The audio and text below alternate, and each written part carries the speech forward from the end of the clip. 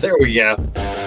Welcome to the Krueg Show, everybody. Larry Krueg with you after Warrior basketball, soon to be after Giants baseball. It's 2-1 Dodgers in the 8th inning at Dodger Stadium. And we're getting it rolling on the Krueg Show afterwards here on YouTube. Everybody had a phenomenal day. A little double-header action tonight with the Warriors taking on Memphis, Game 2 of the second round of the NBA playoffs, and the Giants at Dodger Stadium taking on the Dodgers. So we're going to go double post game, and we'll start with Golden State. Cyrus Saatsaz is going to join us. We invited Kaylin Mills as well from Cron. We'll see if Kaylin is available tonight. Cy is in the green room right now, getting loose. Before we go to Cy, Ryan Smith joins me as we get things rolling on the Krueg Show. Very, very frustrating game for Golden State. You don't see Steve Kerr lose it the way he did in the first half, calling that play dirty. I loved how the announcer's like, hey, real physical play, huh, Steve? He's like, no, that was dirty. I loved it. But now we don't know the status of Gary Payton going into Game 3 coming up, Friday?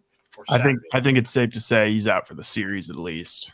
You think so? Yeah, from all the that new cottage industry of doctors on Twitter, right. For fantasy football and whatnot, they everyone was saying it looks like, the X-ray was inconclusive, so that means it means they're still concerned that there's a fracture of some sort in there, or a best case scenario is maybe it's just a ligament thing, but still I think it'd be a couple weeks. We welcome in Cyrus Saatsaz, the host of the Locked On Warrior podcast, and he joins us here on the Krueg Show. Cy, very, very frustrating start to Game 2 as Dylan Brooks gets ejected for just an absolute swipe at the head of Gary Payton, who then landed funny on his arm. It sounds like they're going to get X-rays. The X-rays on Payton's left elbow were inconclusive. So the MRI is scheduled for Wednesday to better determine the extent of the injury, according to sources. Game 3 set for Saturday night at 5:30 here in San Francisco at Chase Center. What did you think, Cy? Was it absolutely one of the dirtiest plays, or are people? Some people are like, "Oh, the Warriors are overreacting and they're soft and this and that." To me, that wasn't basketball. It was Skip Bayless. Skip Bayless said that the Warriors are being soft for complaining about that. Yes. Yes. In what decade is it acceptable to have your player with a very serious arm injury? And just to piggyback off what Ryan was saying, yes, he's done. We're not going to see him again in these playoffs. The injury could range from a forearm fracture. There still could easily be breaks. Just because the initial X-ray didn't find it, and the fact that they're going to have an MRI, given the way that he landed with his arm extended out. Look, Dylan Brooks went full swing. Even at the halftime show with NBA on TNT, that was what was carrying the game, so that's what we're all watching. Barkley and Shaq both were immediately like, no, it wasn't dirty. And then when they were asked, well, was he going full steam? Was it a full windup? They're like, yeah. It looked bad. It's like if that's not intentional, what is? He's midair. He's in what the is air. It? If that's not intentional, if that's not dirty, what is? I don't know. Even in the 80s, when you see all these crazy plays from the Detroit Bad Boy Pistons, which is what this Grizzlies team reminds me of more and more. Even back then, you didn't see people's arms breaking from these injuries. That was really, really severe. And I honestly don't think Steve Kerr lost it. I think Steve Kerr was just astute. He just saw what was a very obvious thing. That was a dirty play. And what's really crappy about this is it reminded me of what's a player on the Bucks, Grayson Allen. Is that his name? Yeah. Former Duke. Who caused an injury to what's his name on who? Caruso. Yeah, exactly. Alex Caruso. Thank you. And Caruso missed, I think, 6 weeks with that injury. And Grayson only missed, I think, was suspended for a game. So that likely means we're going to see Brooks again in this series. It's crazy. I mean, it's for people who aren't emotionally involved in this series. I could see this being like wildly entertaining. Like you're fully glued, and the whole nation's going to be watching this thing now. So I guess good for us. But it's crazy. It is absolutely crazy. But look, let's say I've been on a 3-day diatribe about refs. I actually thought it was officiated for the most part well. They really botched missing that elbow.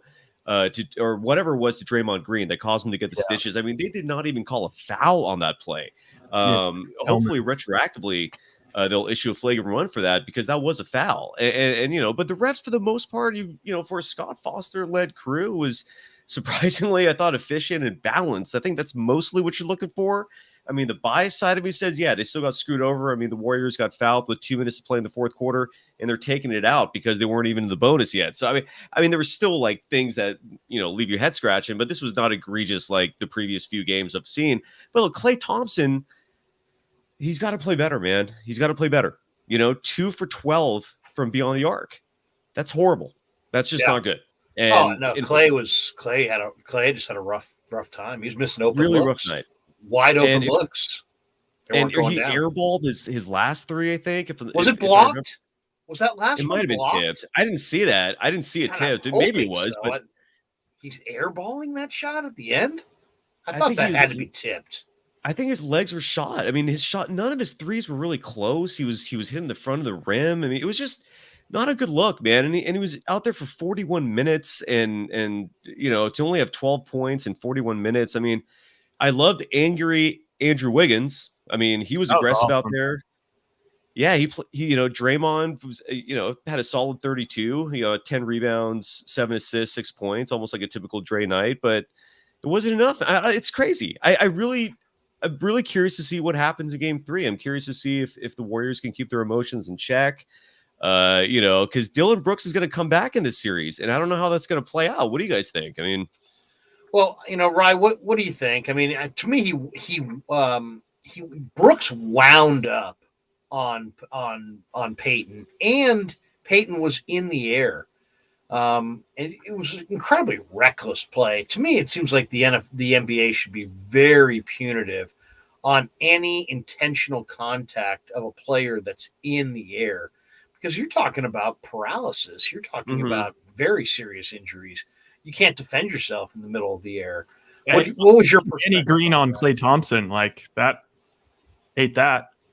What's that? The Danny Green one on Klay Thompson, the original. It was eerily similar. Came back, shot the free throw. It was the same thing. What strikes me about Memphis and why it's really unfortunate that we don't have GP, other than the fact that obviously like him guarding Ja, but like you saw it when Kuminga came in. Our guys were kind of gassed. Our vets, our Steph Currys, our Klay Thompsons, they seemed kind of like they were gassed. And having GP out there, a guy that can actually run with Memphis and kind of is just as explosive, super helpful. And then I think Kuminga gave him a huge boost, and you can kind of see that Wiggins can kind of thrive. He can play this pace. I'm just trying to be optimistic because I do think that Ja, his home road splits are like something shocking. Like I think the first round it was like 26 and then 15 on the road or something like that. So I'm thinking that because his whole game is based around just getting in the paint, and then he's so freaking athletic, he levitates and contorts for long enough that it always, at some point, you have an opportunity to call a foul on it, and it puts so much pressure on the Warriors defense when they're making those calls. But I think if he's not getting those, I think that we will do a good enough job on him. But yeah, I really didn't like the Dillon Brooks play. It seems like they have a lot of guys. They look like how about Bane? He kind of looks like a football player, like that just got done with the football season, checking into the basketball practice. Like it's like these guys with like huge muscles and really short arms. And so it just lends itself to way more like of these like smacking and injuries and stuff because they don't have like the long arms that can poke it. It's just like yeah. It was a frustrating game. It was a frustrating game to watch. It really was. I mean, if you had told me that Memphis would somehow beat Golden State and that Dillon Brooks would not score and that Desmond Bane would score 5 and that Jaren Jackson would come crashing back to earth after that monster 39-point game 1, I would have said no way. There's no way Memphis could put together enough offense here. But Morant goes for 47. And in the fourth quarter, what do you have, 18 in the fourth quarter? And then you know who else burned him? The Stanford kid, Zaire Williams. Oh, Yeah, Zaire he had a good game. Williams' 14 really hurt Golden State. He had a number of big shots. Zaire Williams was 5 of 9, but 8 of those 9 shots were from 3, and he hit half of them.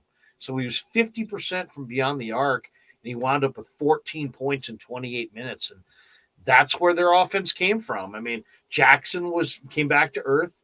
Brandon Clark had 10. You know, it was a quiet night. Nobody else got in double figures. Morant went off, and you're thinking, you know what? You shut down Bane, you shut down Brooks. You got Memphis has no chance, but then Ja was so special. And when they needed somebody to fill in with a few extra points, boom, there Zaire Williams was, and he impacted this game. Just no doubt about it. Give me your thoughts on what you think we see now. Game 3, that's Saturday night at Chase Center. Couple days off before it comes back to San Francisco for game 3. I mean, it's a crushing loss because not only does Golden State lose the game, you could argue that they didn't need the game, right? Because they already got what they wanted. They wanted the split. They got the split in game 1, at least a split. So they were playing with the house's money. But it's amazing how a loss and an injury can flip the whole series. And now GP2, who's just an incredible defensive player and a major weapon for Steve Kerr. Now they don't have him. They don't have him. And you guys both seem to think he's out for the rest of the series. That Dan just said is true. Anthony Slater tweeted it. Fractured left elbow for Gary Payton II. MRI. Fractured left elbow. Yeah. So could be a stress fracture, maybe. I mean, that's just sick. It's not a basketball play. I understand why Kerr's pissed. Because it's not a basketball play. That's not a basketball play. A full, load up swipe when the guy's in midair. That's not a basketball play. That's I'd like to see him suspended for as long as Peyton's out. Eye for an eye. I cannot. They'll give him one game, right? He's going to get one game. It's going to be fascinating to see what happens here. He's going to be easily public enemy number 1 in the Bay Area. I mean, my mind's going to a dark place at the moment just because Gary Payton II's dad is. I mean, he's no slouch, man. I can't see him being happy about this. And now you're coming to his backyard. Gary Payton's just down the street from us in Oakland. I hope he's suspended for the series. That's the hope. I mean, it still doesn't even things up because that's among many brutal things for this is the fact that Gary Payton II, you can make a strong argument was like in the top 3 of the most important players for this Warriors team. Ja Morant is not doing what he's doing tonight when Gary Payton II guards him. Ja just does not do good when Gary Payton II guards him. Gary Payton II is a clutch player. He hits big shots when they count the most. He rarely makes mistakes. I mean, the dude was coming into his own as a vitally important piece for this Warriors team, and you just lost him. So I certainly think the flight home tonight is going to be, quiet. That's going to be a quiet plane. Kerr, fortunately, takes a lot of lessons from Phil Jackson as a former head coach, and then Greg Popovich, and both those head coaches really preach calm and reflection and patience, and that's what Kerr's going to have to do. I mean, realistically, you got to just kind of take a breath and think about what the next plan is. And you bring up game 3. I mean, you really got to look at your bench. You got to look at the roles of each individuals. Moses Moody, I think it's time for him to step up because, Ryan, you talk about these football players that Memphis has.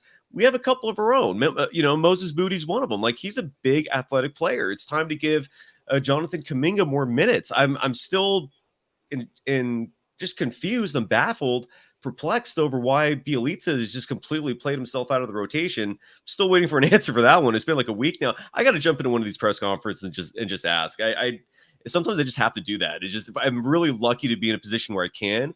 I try not to abuse that, but it's time to get in there. I got to find out. I got to see what's going on if no one asks. But get Jared Jackson out of the paint. Get him out of the paint. Get Jared out of the paint. Yeah, they need to. It's time to play dirt. If you got to play dirt, sometimes you got to fight dirty with dirty, Larry and Ryan. Sometimes that's what you got to do. In Game 3, you got to feel the series out. But look, man, I mean, if they're going to come here and literally like take our players out, that's what they did. I mean, sometimes you got to fight fire with fire, man. And I'm very curious to see what happens. You know, I'm not advocating for violence, but I mean, this is dirty. This was literally dirty, and I am curious to see what the Warriors do because you have to send a message back. You can't. They've got championship pedigree. You know, this is a huge test. You know, in the grand run of their incredible careers, this is a huge test, and I'm certainly curious to see what happens in these next few days leading up to Saturday. I do love the days off for Clay. I think that's huge, and the veterans as well. They lost a huge player for them. They really did. Peyton is a tremendous defensive player, and they lose him now for the rest of the playoffs, and that's just a kick to the gut. And I'll tell you the thing that really – Golden State shot 18% from beyond the arc, 7 of 38. And I'll tell you the other area where I thought Memphis did a really nice job, they didn't let Golden State get out and run.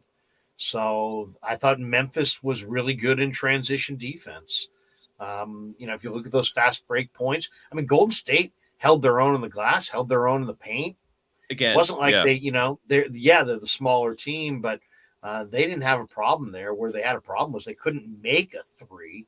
Klay Thompson had a nightmarish night, and they didn't get any easy ones. They didn't get it out in transition at all. I mean, Memphis did a really nice job in their transition defense. I mean, what was the fast break points? Golden State had 10 fast break points. They were -8, 18-10 in fast break points. So, 10 points. They just didn't get enough easy, looks and easy buckets. And, Poole played pretty well. But, Golden State needs to get a better performance out of Klay Thompson. And some of those looks were wide open. I mean, he was 5 of 19. He just seemed like he was forcing it, guys. I mean, 2 of 12 from beyond the arc. I mean, it's just, I thought Kuminga looked pretty good. Otto Porter had the best plus-minus of any Golden State Warrior tonight. Big minutes. He was plus 17 in 21 minutes. That's pretty damn good. But when you look at, you take Peyton off the floor and Klay has a nightmarish game, and there you go. That's enough right there. And look at we got a troll in your comment section, this guy, John Nevels. I got to address like 2 things he brings up. One is, hey, Ja hit 34 points in game 1. The vast majority of those points was when Gary Payne II was not guarding him. Look at the actual minutes. It wasn't a large number of minutes because of foul trouble, because Ja tries to run away from Gary Payne II with switches. The numbers show that Ja shoots horribly. It's like in the 20% range when Gary Payne II's on him. And then the same guy saying Draymond is classless. Name one player Draymond Green has ever taken out of a game ever in his career. Draymond does things that annoy people. I don't doubt that. But he's incredibly intelligent when it comes to the game of basketball. And he's never injured a player where he's knocked him out. Maybe he hit someone in the eye once or twice. Oh no, like the eye, like you got a little red in your eye. Like they were still playing and they're still fine out there, right? Like he's never taken a player out. I don't like him being called dirty because I just don't see it. I mean, he kicked a couple guys to the groin 6 years ago. He stopped. He never did it again. Like he got the message. And anyways, but I just wanted to answer John Nevels. I'll say, I respect John though, just because coming from that perspective where it's like, oh my God, like this is kind of like the beginning of the Warriors dynasty. Like I remember after, okay, all right, I'm not going to say that. I don't like that. Yeah, but I don't like that. How, like after every like big Steph game or big playoff win, it's just like immediately, oh my God, I need to find something that's on YouTube right now. I need to hear reactions. I need to listen to First Take. I need to listen to all this kind of stuff. And I'm sure he's just hunting it out and stumbled upon our feed. Yeah, it's funny. This one's interesting from Dadsa, guys. He says, people act like GP2 isn't a big deal if they're not Warrior fans. He's a defensive stalwart, NBA, G League, etc. F. Dylan Brooks. Gary Payton's a huge figure for Golden State, and there's no question. What's the range of suspensions do you think that's possible here? What's possible? 1 max, I think. 1 more. I mean,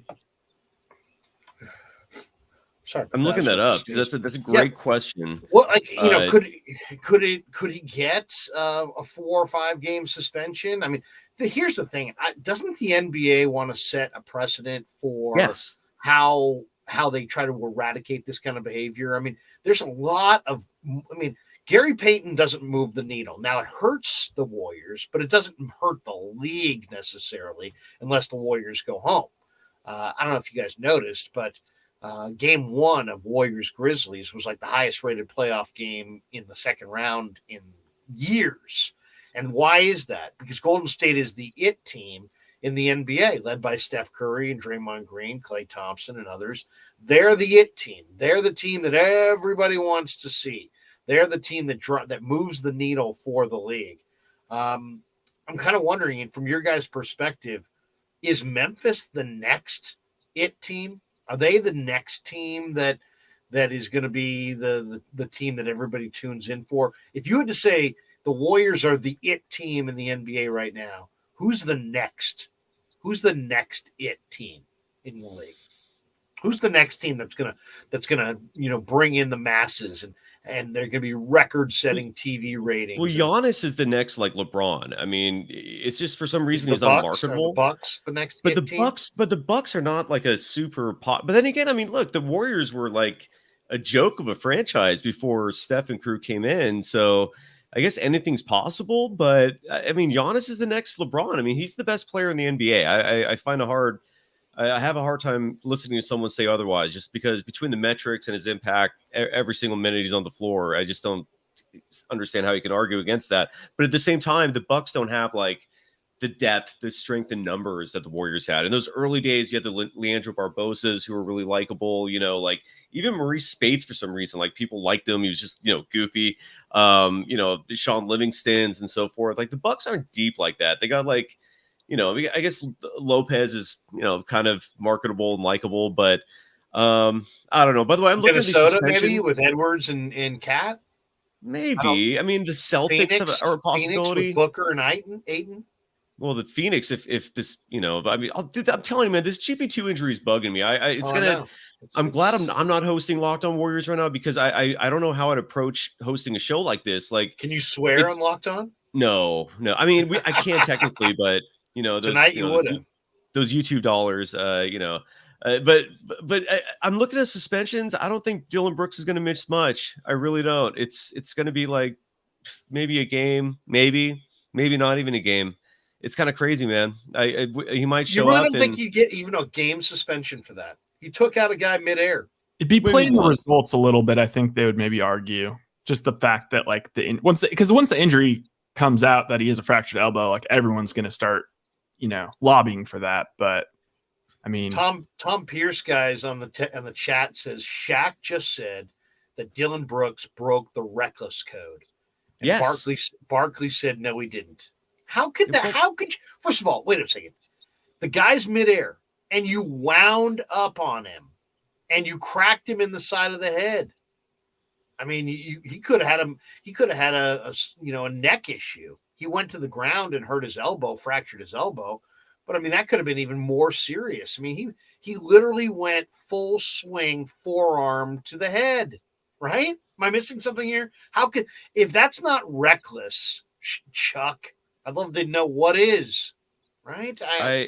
Exactly. That's the definition of reckless. I mean, Chuck played in an era with the bad boy Pistons, with the Celtics, the Lakers, where people were clotheslining each other and so forth. I kind of get it, but it's like, look, a guy got hurt. Back off, man. I mean, like we got a player who's was due for a huge payday, and that could be affected. Like that. Like this is a really ugly, sad situation. It really is. Like.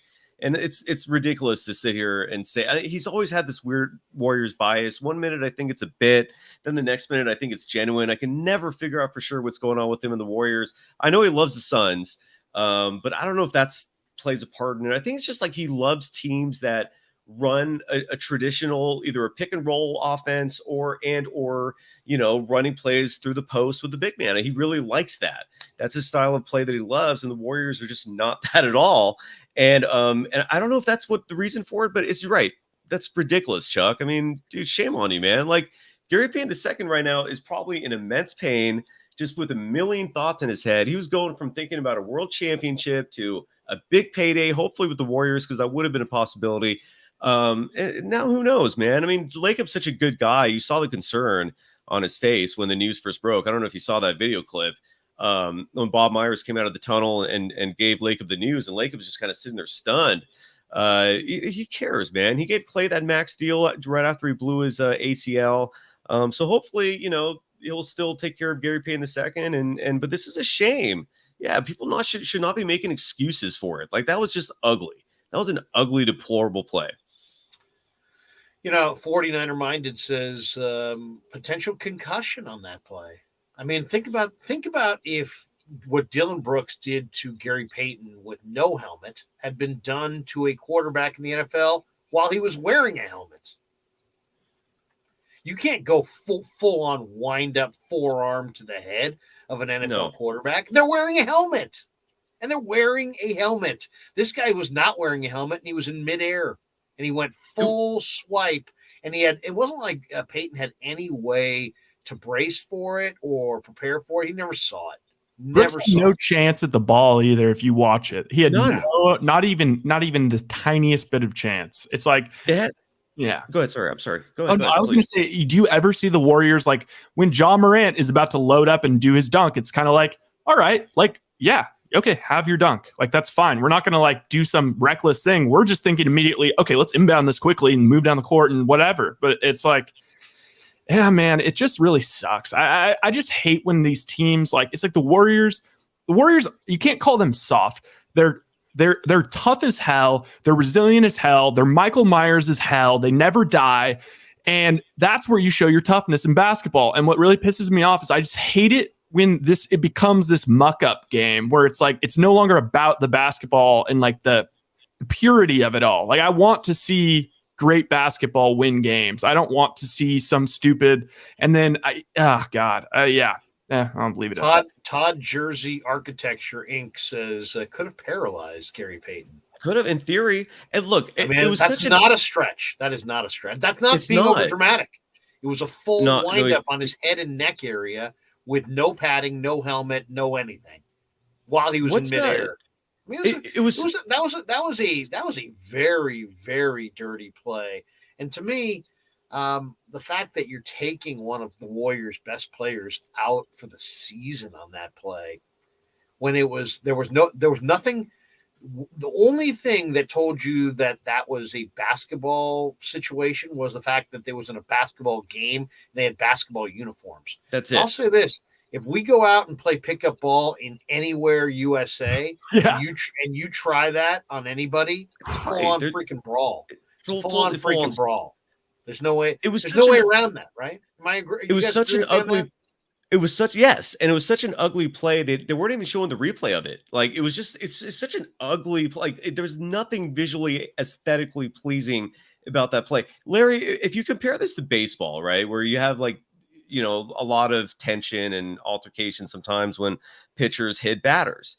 What in baseball, if a pitcher hit a batter and broke his elbow, which thing has happened, right?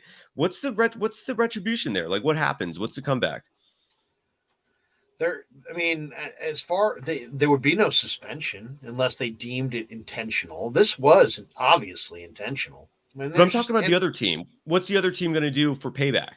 If anything, maybe nothing immediately if it was a playoff series, but everybody's filing it away, and there's a future brawl coming. Maybe it's in the Cactus League, maybe it's in a random game in August next year. But somebody's getting retribution, somebody's getting payback. These guys remember everything for eternity. It's really, really sad. Kerr said in the press conference. And by the way, Itchy95 says Brooks is a good pesky defender. It was sad for him to go hockey goon. That's exactly it. I mean, I don't care what his rep is. Screw your rep. Screw you and your rep. Seriously, his rep is this. Screw his rep. He went full hockey goon and he should be suspended. But here's what Kerr said. Kerr said, Chip Tingle weighs in. He says, you guys probably caught Kerr's presser. I haven't. I'm watching Giants Dodgers. 3-1 Dodgers, by the way, bottom 8. Kerr, I guess in the presser, guys said that Brooks broke the code. Yeah. What do you think of that? He did. Yeah. I mean, and you know what? Here's another. This is how. I've never even heard of a code. Have you guys ever even heard of a it's basketball the unwritten code? It's just I think what he's saying is it was not a basketball that. play in any way, shape, or form, and that was just anger. It was just like anger directed at Gary Payton. Go ahead, Ryan. I cut you off. I think it's just recklessness. It's just like all these guys have played zillions of hours of playing AAU from when they're coming, this whole circuit, and it's like they all know what you do and don't do. And I respect a guy like Dylan Brooks who has to bust his ass to like that's his role. But it's like you got to rein it in. But I will say, I think that I'm really hoping that like the talk show hosts in the morning are like kind of advocating for him to get suspended. And even if he doesn't get suspended, at least it's going to put a spotlight on him, because I'm always worried when he's guarding Steph, and he gets away with a lot when he's guarding Steph. And I think that there'll be a big spotlight on him, and the Oracle crowd's going to be getting, or Chase Center crowd's going to be getting after him. I think he's going to pick up a bunch of ticky-tack fouls in Oracle. So I'm hoping at least that we get that coming out of this. I hope nothing worse happens. I hope nothing escalates, because now you got a lot. I mean, the Warriors have a lot of young fans, and there's a lot of people that respond weirdly to these things. And I hope nothing. I hope it ends there.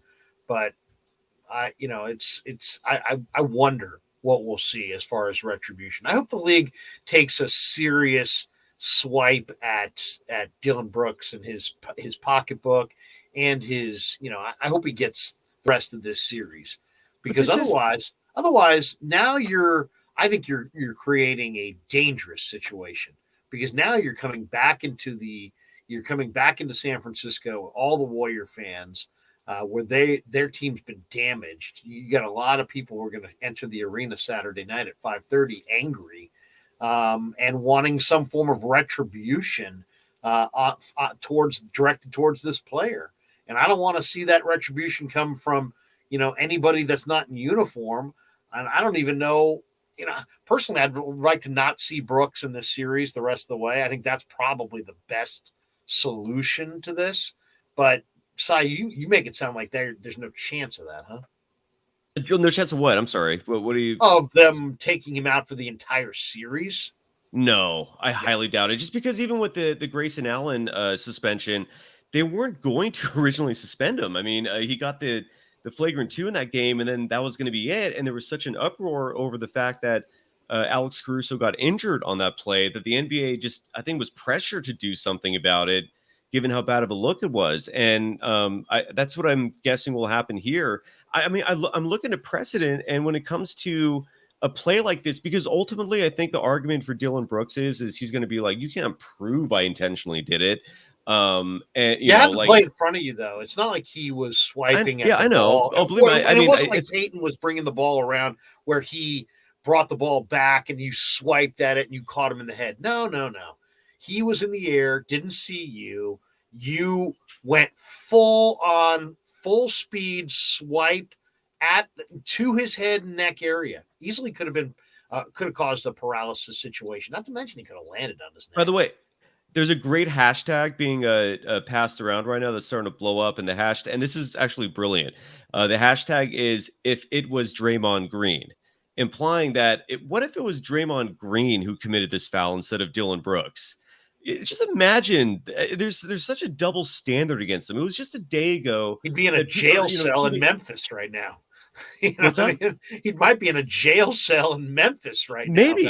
There's such a double standard for Draymond, and it's mostly just because it's not necessarily because of dirty plays on the court. It's because he talks a lot, and I don't know. It's just so weird that people really judge him because, he's vocal. I think that's really what it comes down to. He's vocal and he sometimes gestures, but the man's a 3-time world champion. Meanwhile, you have this organization, the Memphis Grizzlies, who after every great play, they have this arrogance about them where they act like they've won a world championship. After this game 2, John Morant was seen leaving the court, walking by Stephen Curry. I couldn't tell what was said, but he was talking to him, like talking smack to him. It's like, you won one playoff game. You still lost home court advantage, and you're sitting here acting like you're on top of the world. It's like, newsflash, John Morant, most people on this planet have a chip on our shoulders. It doesn't mean we all have a right to just scream like we're better than everyone else if we just conduct successful events. It's he's a young kid who's just coming off a career best playoff performance, and he's feeling himself. I get it. He does that a lot. I He get does it. that a lot. He Yeah, does that a lot, Larry. It's not like this no, was I the one know. time. It's I know. it's Oh, he's talked a lot of S. yes, he There's no has. question. I mean, he makes it seem like he's the second coming. But he had a great night. He was almost perfect from the line.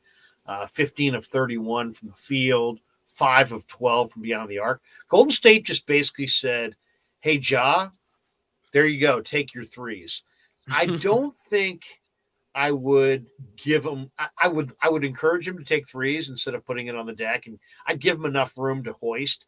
But I would challenge his threes a little bit more the rest of the way. Don't allow him to have just a free look at it because he as I said he hit 5 of 12 tonight and it wound up at 47. If they had somehow been able to keep him in check a little bit, they probably win this game, despite the injury to Peyton. So Clay just hits one of those threes, they win the game. I mean, that is the encouraging part. That was the frustrating part. To be honest, but that's also encouraging. It's encouraging though. I mean, when Klay Thompson scores just 12 points in this game, when Draymond Green is held out for a number of minutes because he's getting stitches.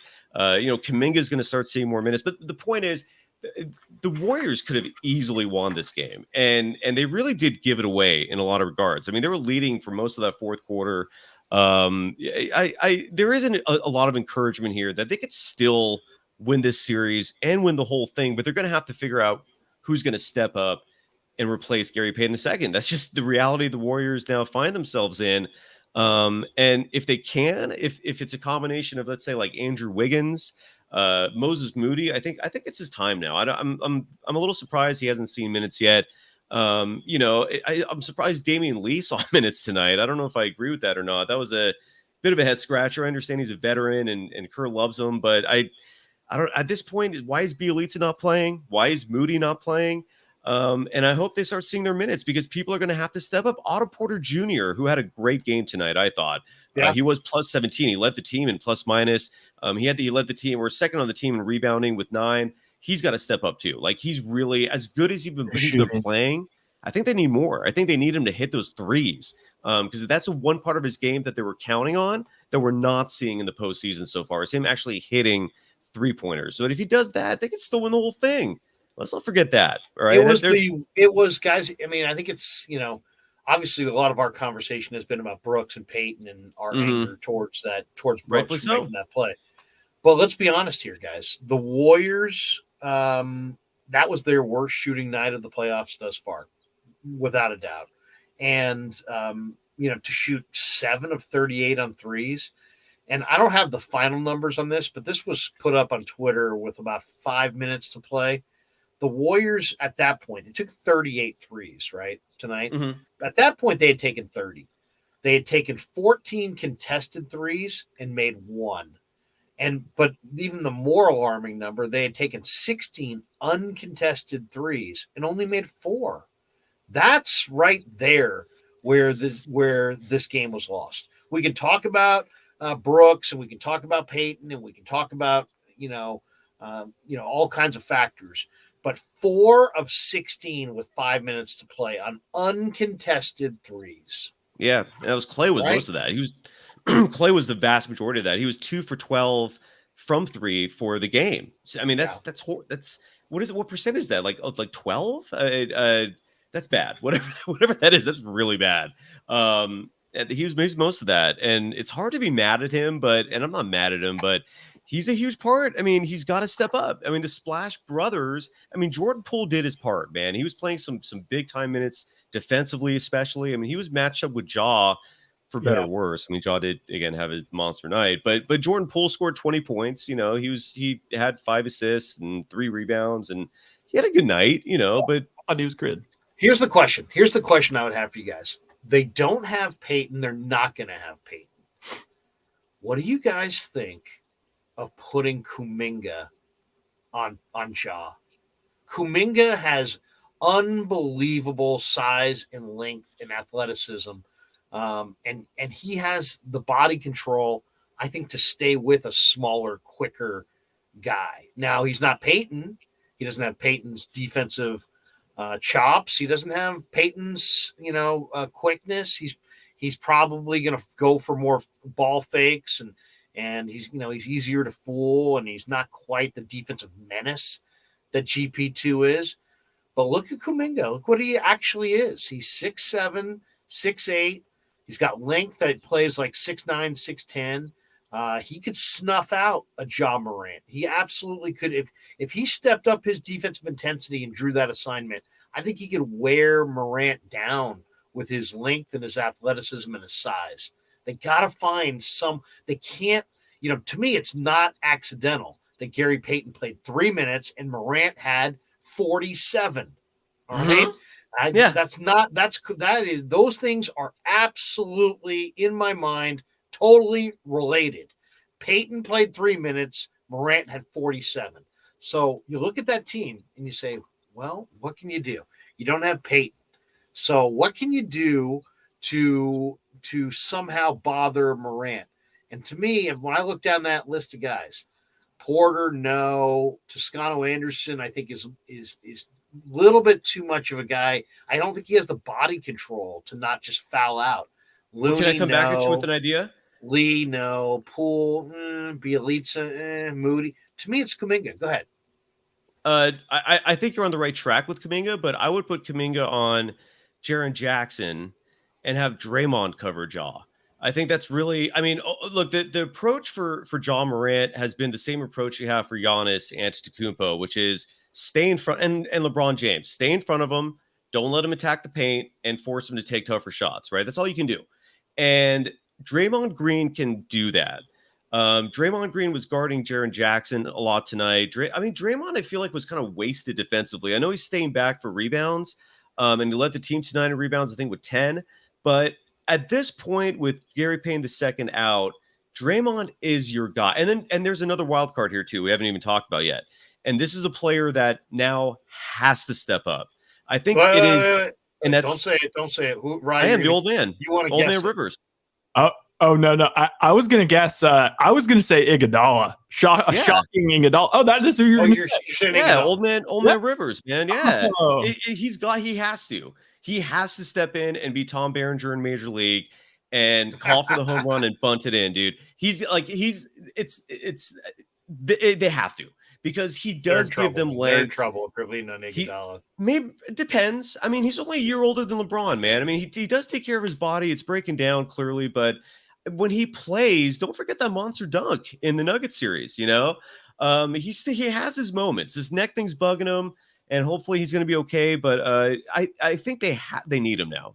He's the answer for Gary Payne II to replace him. Iggy and Draymond in terms of defending Ja, because you have to stay in front of him. Even though he lit it up from 3, that's not a consistent thing Ja's going to do. He will follow that up with a bad 3-point night. So you just got to stay in front of him and hope for the best from there. But I think it's Draymond because Kuminga's too slow. I don't think Kuminga's foot speed matches Ja's. They were matched up tonight for a few possessions there. You don't think Draymond would foul out, quickly in a situation where he had to D up Morant? I love not. Green. Don't get me wrong, but on the road, on the road, he would foul out very soon, very quickly. He's a smart player too, though. I think we're discrediting his intelligence. He's smart. I'm not saying he's not. He's a genius. He does. He might be the smartest ever. He's as smart as any basketball player that I've ever seen. To me, Draymond Green is 2022 version of Bird, without the pretty shot. I like that. Bird had a prettier shot, but they both talk trash. They both beat you in every way imaginable. True. And they both were just guys that if they played on the other team, you hated them. But if they played on your team, it was like, are you kidding me? The guy's the greatest, and he hits every big shot and makes every big play. Todd Jersey Architecture Inc. is donating $10, and he has no comment. No, he has no comment. He's just donating $9.99. So Todd, that's crazy. What is it? Hold on. What is this about again? We talked about this before. So he's paying you $10 to have. It goes to the Ryan Smith Maui Retirement Fund. And all right, but he's paying for more access, right? But he just didn't even show up. He paid you, and then just. That's like the guy that hands you the 10 as he's going into the club, and he wants to make sure that he gets bottle service. Incredible. Or when his comment's ready, we'll throw it up for sure. Yeah, Oh. exactly. So he said he's commented. I've commented. Oh, there you go. Okay. There you Oh, that's him. Okay. Hey, Tom. Here's a good one. I'm going to the game and I'm pissed. Good. Yeah. Well, believe me, there's gonna be a lot of really frustrated people. But here's the thing about Golden State: they're deeper than we even realize. That's the truth. Moses Moody could play. He believe me, if they were forced to play Moses Moody, he would play and play well. If they were forced to play Bielitsa, he would play and play well. They don't have a bunch of dogs on this roster. It's not a bunch of guys at the end of the bench who are just taking up space. No, it's a full team. It's a loaded, stacked, deep basketball team. Now, you don't have anybody as the defensive menace level of Gary Payton, but you do have other options that you can go to, and some other guys who can step up. I don't know why people are dismissing Draymond so much. I mean, I just think they don't think he can hang with John Morant. That's crazy to me. I don't. Cy, I totally, I could get behind you. Like if we're talking, close out the game, last 8 minutes. But just, I think throughout the game, I think just the value proposition of just the possibility of him getting some stupid foul calls on him. Well, you're only going to see Wiggins. I mean, Wiggins is what has been his primary defender, and he hasn't gotten in foul trouble. I think you can play it smart. It's not like there's no guarantee. Jaw's not like a Chris Paul type that does those ticky-tacky swipes or like a Trae Young. I don't know. That was a pretty sneaky move he pulled on that Draymond box out at the end of the game when Draymond got pushed. And Draymond doesn't foul. Draymond doesn't foul out often, and he's one of the greatest defenders in the history of this game. Like I feel like if there's ever a time on him, he'd do a good job on him, but he just couldn't I think so. Stay in front of him. I think Draymond is a phenomenal secondary defender on Ja. So. The one thing that I really didn't like in the fourth quarter of this game, it just seemed like they were defending Ja, but then when he would kind of maneuver around as he always does, and you show his incredible body control, and it was like there wasn't that second guy running at him. Now, if you're going to run a second guy at him, you best know that he's going to try to look for Desmond Bane, or he's going to try to find Dillon Brooks. He's going to try to find one of these 3-point shooters, and you might have to. You know what? At this point, Ja looks like he's in such rhythm that it's time to throw multiple bodies at Ja and dare force the ball out of his hands and dare Bane and Brooks to knock some of those shots down. I think we're at that point. You know what I mean? I don't want to see those guys get going, but I'm not rolling with that theory. Force the ball out of his hands. I want somebody besides Morant taking some shots in the fourth quarter. I don't agree. I think this was exactly what the Warriors wanted, because the Grizzlies, despite his 47, Jaws 47, they put up 106. I mean, it wasn't like they lit up the floor. They scored 11 points less tonight by letting Ja score more. They don't mind it. Their entire strategy of Kerr's you like the strategy then?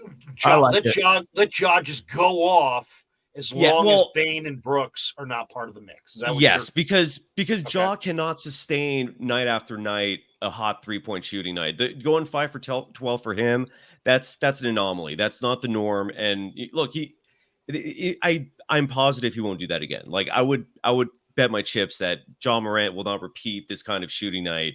He was at home, like they were desperate for a win. They got it. When you're in Chase Center and look, this Dillon Brooks thing, if nothing else, if it's going to fire up that crowd's going to be angry the whole game, and they're going to hear it. And John Morant's not going to shoot like that. So you have to maintain this, because Desmond Bane and Dillon Brooks, when he comes back, they can both shoot lights out. They could burn you with 3-pointers. And I actually like what the Warriors are doing on defense, because not only are they taking those 3-point shooters out, they're forcing Memphis to go small. That's why Memphis is losing this rebounding battle. I think the Warriors are doing fine. They're just not making shots. Like again, you brought up that 3-point number. They shot 18% from 3-point from beyond the arc tonight.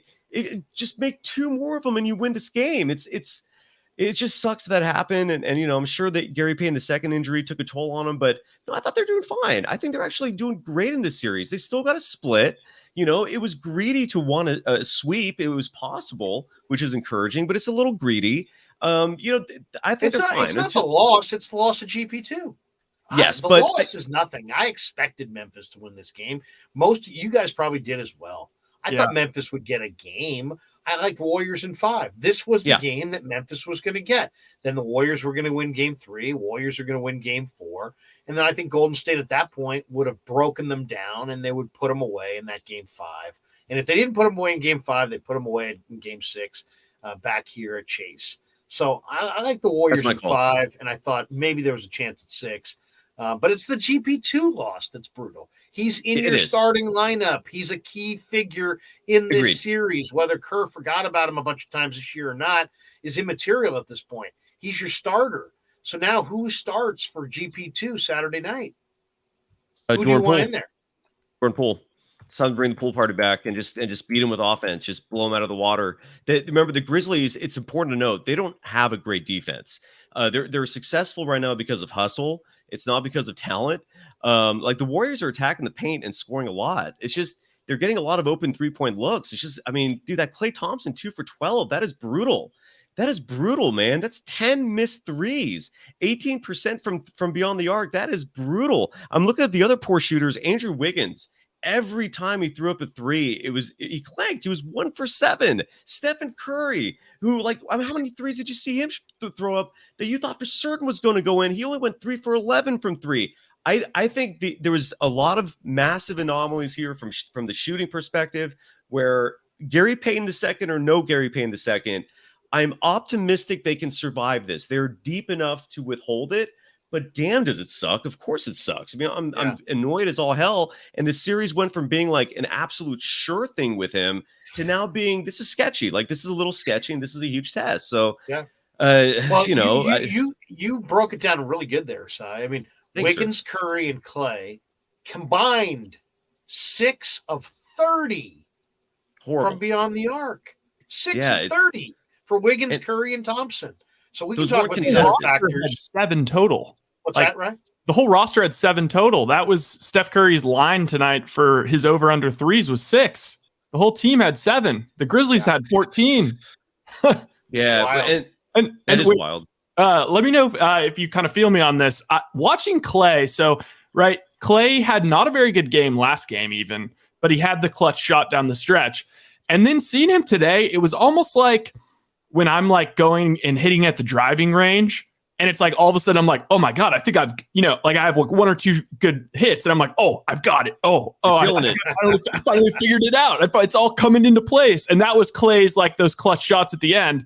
And then it's like, all right, he's back out on the links and he is just bricking. And he's still shooting like he thinks they're going to go in, but they're bricking. Like he needs to find his shot, and he needs to find it quick. Yeah. He's one of those guys that when he is hot, man, it's just like they're all going in. But tonight obviously was not that night. Go ahead, Si. No, and I got to add this too, man. And I really believe, and I've been saying this for a month now, that the Grizzlies are the second best team in this postseason after the Warriors. Like, I really you really think that? More I than do. Phoenix? I think I said it on your show, Larry. I think you asked me who the biggest. I really still believe this. I think once the Warriors pass this test, which just became harder, dude, it's all going to be easier. Like, this is going to be like they're going to face the Suns and be like, damn, like this is not that bad compared to what we just dealt with. They're going to face the Bucks or whoever they end up, playing in the finals and go, wow, this is not as bad as the Suns or the Grizzlies. Like, yeah, I really think this is the peak right here, man. I really think it's all downhill after this if they can pull it off. The Grizzlies are good. I mean, they're just a aggressive, long, athletic team. Kerr's alluded to their mental toughness, and rightfully so. They're dirty as you know what, which sucks. I mean, now the Warriors realize they're dealing with a team that plays like this.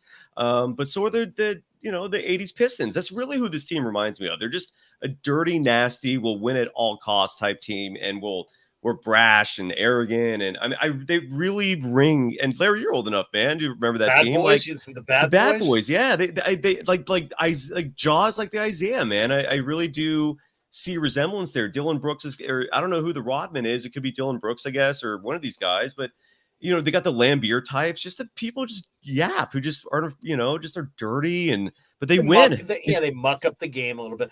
Here's a couple interesting comments. Jackson J says, watching the replay really looked like a George Atkinson type forearm to the head. That's an old Raider reference. George. This is interesting, I think. Well, first of all, Rectum Terror says, this is cute and all, but let's talk Niners. Drake Jackson, your thoughts? All right. Matthew Mears says the Warriors are the better team. They just got to play better. Right. Clay needs to play better. This is another one, I think, from Matthew Mears that I found really interesting. Warriors couldn't play a stretch of good ball for 2 minutes all game. It's amazing we even had a chance to win. I agree wholeheartedly with that. I mean, it really is amazing that you lost Peyton, you shot miserably. Ja went off for 18 in the fourth, and you're like 2 sequences away from winning. It's amazing how Golden State hangs and continues to hang around. Agreed. Very, very frustrating game. It's go ahead, Ryan. I was just gonna say it's frustrating because it's like GP2 is like my favorite player on the whole team. Same, man. And I just loved watching his highlights earlier today, just for fun. Exactly. He's just a defensive menace. And it was almost like Memphis kind of knew that's the guy to take out. We'll take this guy out because this guy, we don't have an answer for this guy. So we'll just take this guy out. And I don't want to, say, basically accuse them of some kind of orchestrated attack on him, but it happened 2 minutes into the game. So it was almost as if they said, you know what, they got this guy over there and he can beat us every which way. And we didn't really factor him in. And now they've got him in the starting lineup and let's just take him out. And they did. I mean, they took him out. So crazy. What'd you guys think of Steph today? Because I felt like his feet weren't moving quite as quickly as they normally do. I felt like he was, laboring a little bit. Actually laboring a little bit to get separation as well. And I was really thinking it might be a game where he pops off after Dylan Brooks went out and he went on that little stretch. And then, so I'm choosing to look at that as kind of like watching this team today.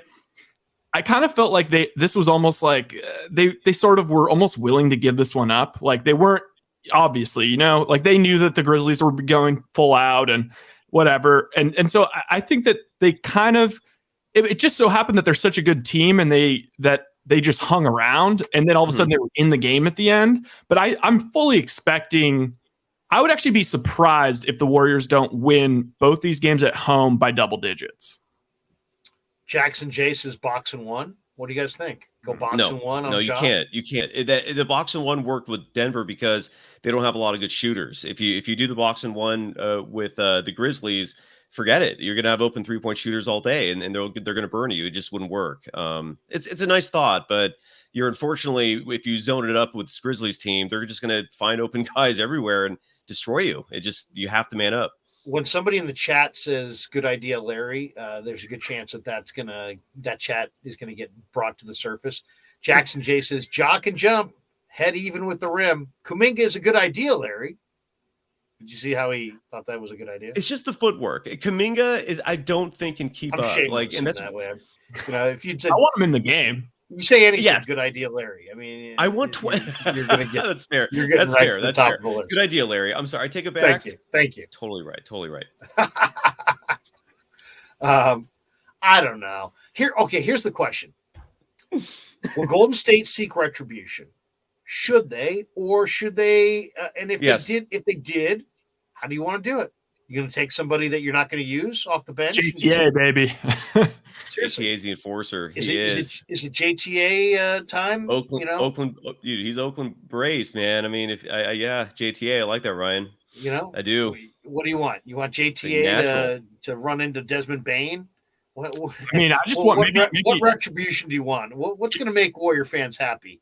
Here, JTA, we're going to give you 15 minutes. You have 5 fouls. Use them all within these 15 minutes. Like that, I think that's so JTA takes out 3 guys at the ankles and 1 guy at the knee. I don't want to say ankles and knees, but I'm thinking a few bows. We're not advocating damage or injury. No, this is a total fantasy land thing. This is a fictional drama we're talking about here. Larry, first of all, and Ryan, who is the player that's the equivalent of Gary Payton II on the Grizzlies? I think we have to determine that first. Brooks. And is it Dylan Brooks? Is it equal? Yeah, it's probably Brooks. He's not making a shot. He didn't make a single shot tonight, and he had the biggest play of the series. So then JTA, I think JTA just runs the floor and goes, whoops, I fell right into your knee. Oh, no. Resign Zaza. Yeah. That's another time. That would a closeout. That would be a subtle way to get back on them, is to go under their legs when they're shooting. Like that that's actually not a bad idea, man. If you want to like subtly get at them, like just, but then, yeah. The Warriors have they made a transaction. They put Gary Payton on the injured list. They have signed Marty McSorley. Marty McSorley. That's an interesting one. Are you serious? Are you serious? Could you imagine if McSorley, who was the goon who basically protected Gretzky, right? The LA Kings. Could you imagine? Ty Domi is now a member of the Golden State Warriors. That would be awesome. Link Gates is now the newest Warrior. Who's like the toughest guy in the history of the NHL? Well, you could bring back Steven Jackson. I think would be a good guy Stack to bring Jack, out. yes. Yeah, but just the be Warriors like Ron Artest. And, yeah, exactly. Just one game. Just we could bring back Bogut, but then I feel like they would raise us a Steven Adams, like actually, once he's back from injury. Link Gates, look at Pud Fuddy, man. That's someone who's been in the Bay Area for a long time. Bring up Link Gates, the San Jose Sharks legend. Thank you. The OG. I would like to see Steven Jackson introduce the Warriors on Saturday night. Stack Jack. Give me a little Stack Jack in the house. And maybe an old school pat down. Remember the pat down intros? Sorry, do you remember those? Yeah. I mean, that was why not? Why not? Let's set Tom Pierce with the Hanson brothers. Exactly. Do you guys know the Hanson brothers? What was that movie with Paul Newman? The hockey film? Slapshot. Yeah, Slapshot. Oh, that's a film. Slapshot, classic movie. Your Mount Rushmore of sports comedies. Larry, go. Kingpin, where the line where they're all those guys with the fat guts are all sitting there, and you've got the camera, and you're seeing these huge guts on each side, and the camera's panning down the thing, and the guy, I forget who it was, but I forget who it was in the movie. He says, "Wow, I've never been in the presence of so many great athletes." Randy Quaid. I've never been in the presence of so many great athletes. Everybody's got a boiler and is smoking a cig. That one is one of my favorite Absolutely. movies. Bill Murray was a real Dylan Brooks in that movie. He was, yes. He was amazing. Bill Murray also amazing in another film I think belongs there, Caddyshack. Major League. Is that you, Tolbert? Remember the guys laying on the bed when Behringer's like, "Is that you, Tolbert?" He was in the Mexican League, and somebody called him, and he's laying on the bed, and he's like, "We'd like you to report to spring training," and he's like, thought it was his buddy pulling his leg. Yeah, he hung up. Oh man, here's one that's kind of interesting. This is an interesting one. Trey Underwood says D'Anthony Melton was the unsung hero from Memphis tonight. He had like three huge blocks in this game that were huge, and he made some shots. What did Melton wind up with? Melton, I guess he's had two big games. He had a good first game. He had a good first game shooting the ball. But tonight, he's right. Defensively, he was stout, and the dude, he's not a tall player, but he was out there like you're right, blocking shots, and I mean he's 6'2". I didn't get that. It was kudos. That's all you can say, man. This is interesting too, guys. And Cy, you maybe noticed this. I know you look at some of the intricacies and some of the, look at it pretty closely. Zach Bauman says John Morant goes left every time when he finishes.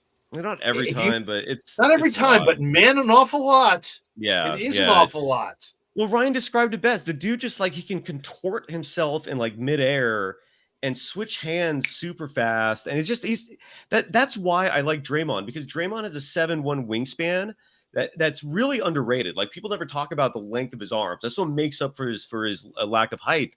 And for a guy like Ja, even if he's blowing by him, those arms are so long. You're going to make it hard for Ja every time. Like I said, I'm not advocating for 32, 36 minutes straight, but for 10 to 12 minutes a game, I want Draymond on him. End of games, maybe like, some point in the second quarter, just to mix it up because Ja needs to be challenged. He has to be challenged in the series. And it's such a shame. We barely saw Gary Payne II defend him. I think he only defended him for like 8 minutes in game one. Yeah. Don't quote me on that, but it was somewhere in there. And then for nothing tonight. And that was it. And Ja was not having fun every time Gary Payne II was on him. And it sucks, dude. It really sucks. I wish there was have you looked at the Vegas odds? Have they changed at all? I wouldn't expect them to. But Golden State was favored. By a lot. I mean, after the loss, yeah, that probably changed it. But if Golden State had won tonight, right, they would have been a huge favorite. Huge, 2-0, right? A Golden State win tonight would have changed the odds in their favor, going up 2-0 on this Memphis team. There is a line out, shockingly, for game 3. Warriors 9.5. Guess the lines. 9.5. Okay, so Ryan says 9.5. Larry, what are you going with? What was tonight's line? Warriors by 2. I'll say started Warriors at 1.5, went up to 2. 7.5. You win. It is Warriors minus 6.5. Ooh, wow. Yeah. That's right. Larry Krueger, degenerate gambler, everybody. Thank you.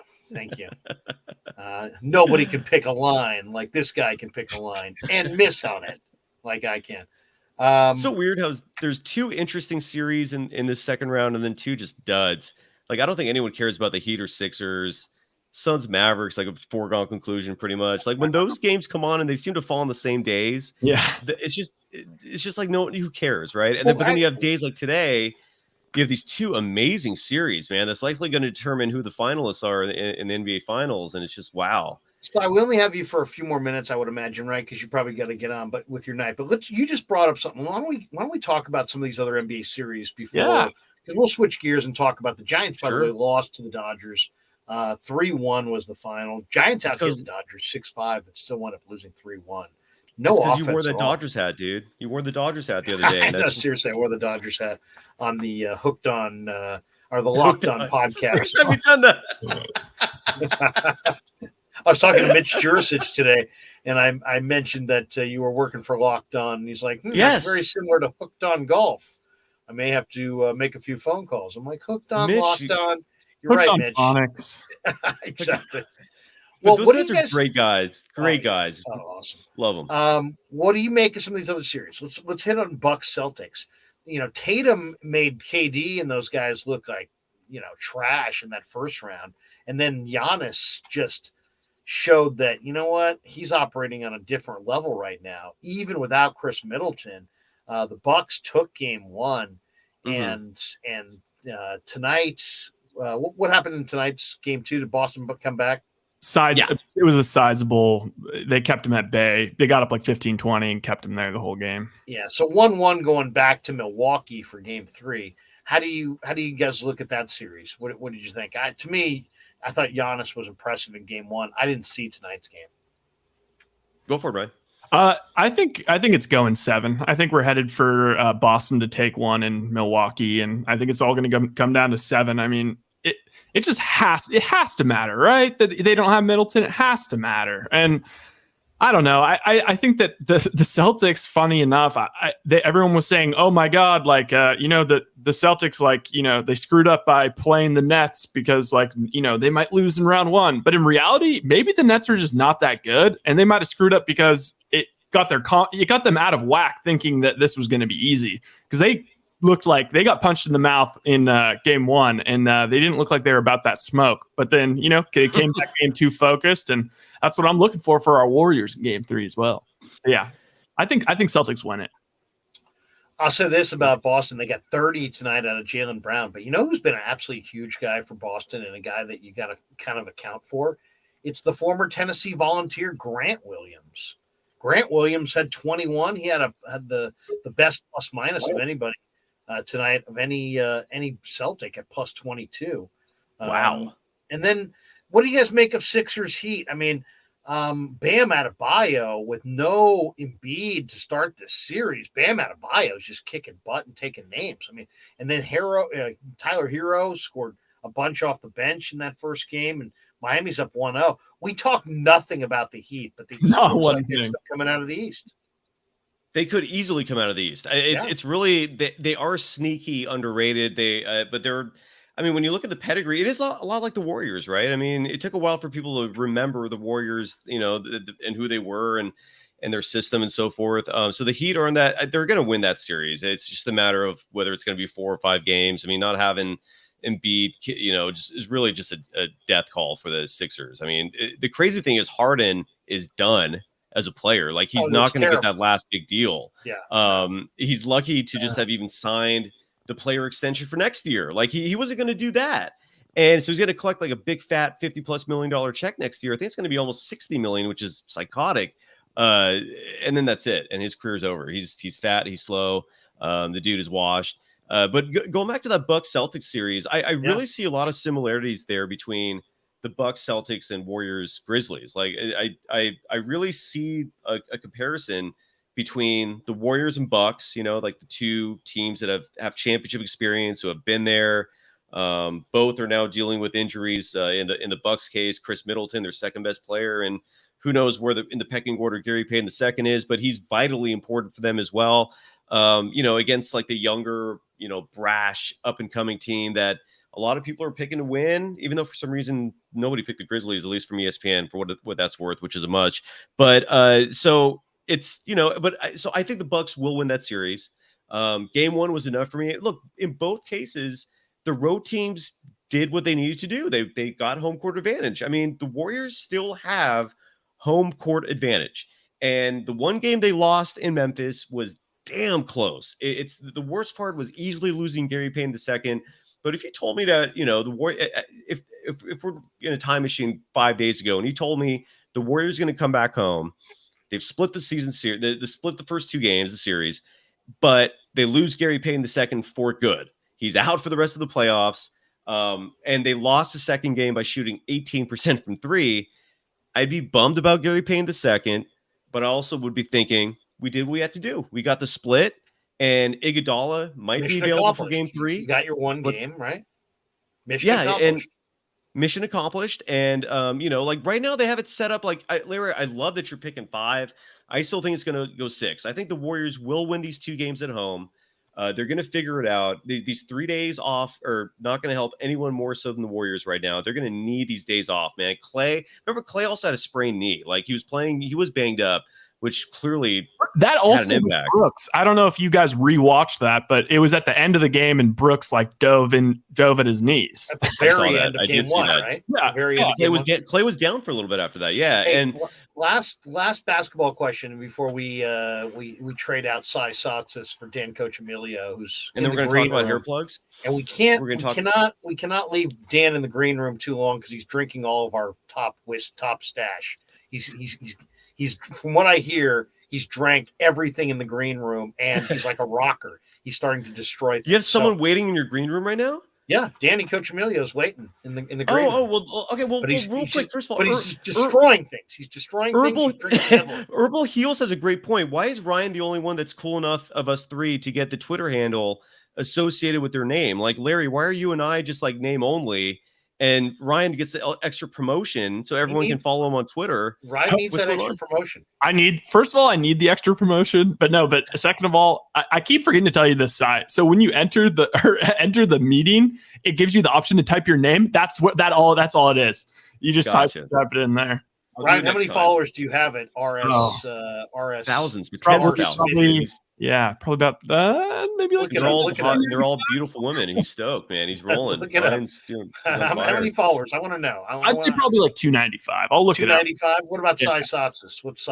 What's 95 and change? What's the locked on czar doing? Well, I got about 9,500 and change, and then Locked On has like 290. I'm just meager, man. I'm doing okay. Nothing like you, bro. You're the king of this hill for sure. Like, yeah, right. By a mile. Yeah, right. By miles. Hey, last hoop question before we go to Dan Cochimilio is destroying the green room, right? It's like the partying ways of that joint, bro. It's like the partying ways of Motley Crue. You know what I mean? It's like he's back there just destroying things. Dan, that's not a toilet. Dan, dude, stop drinking all of our good booze. All right. Don't bogart that joint, bro.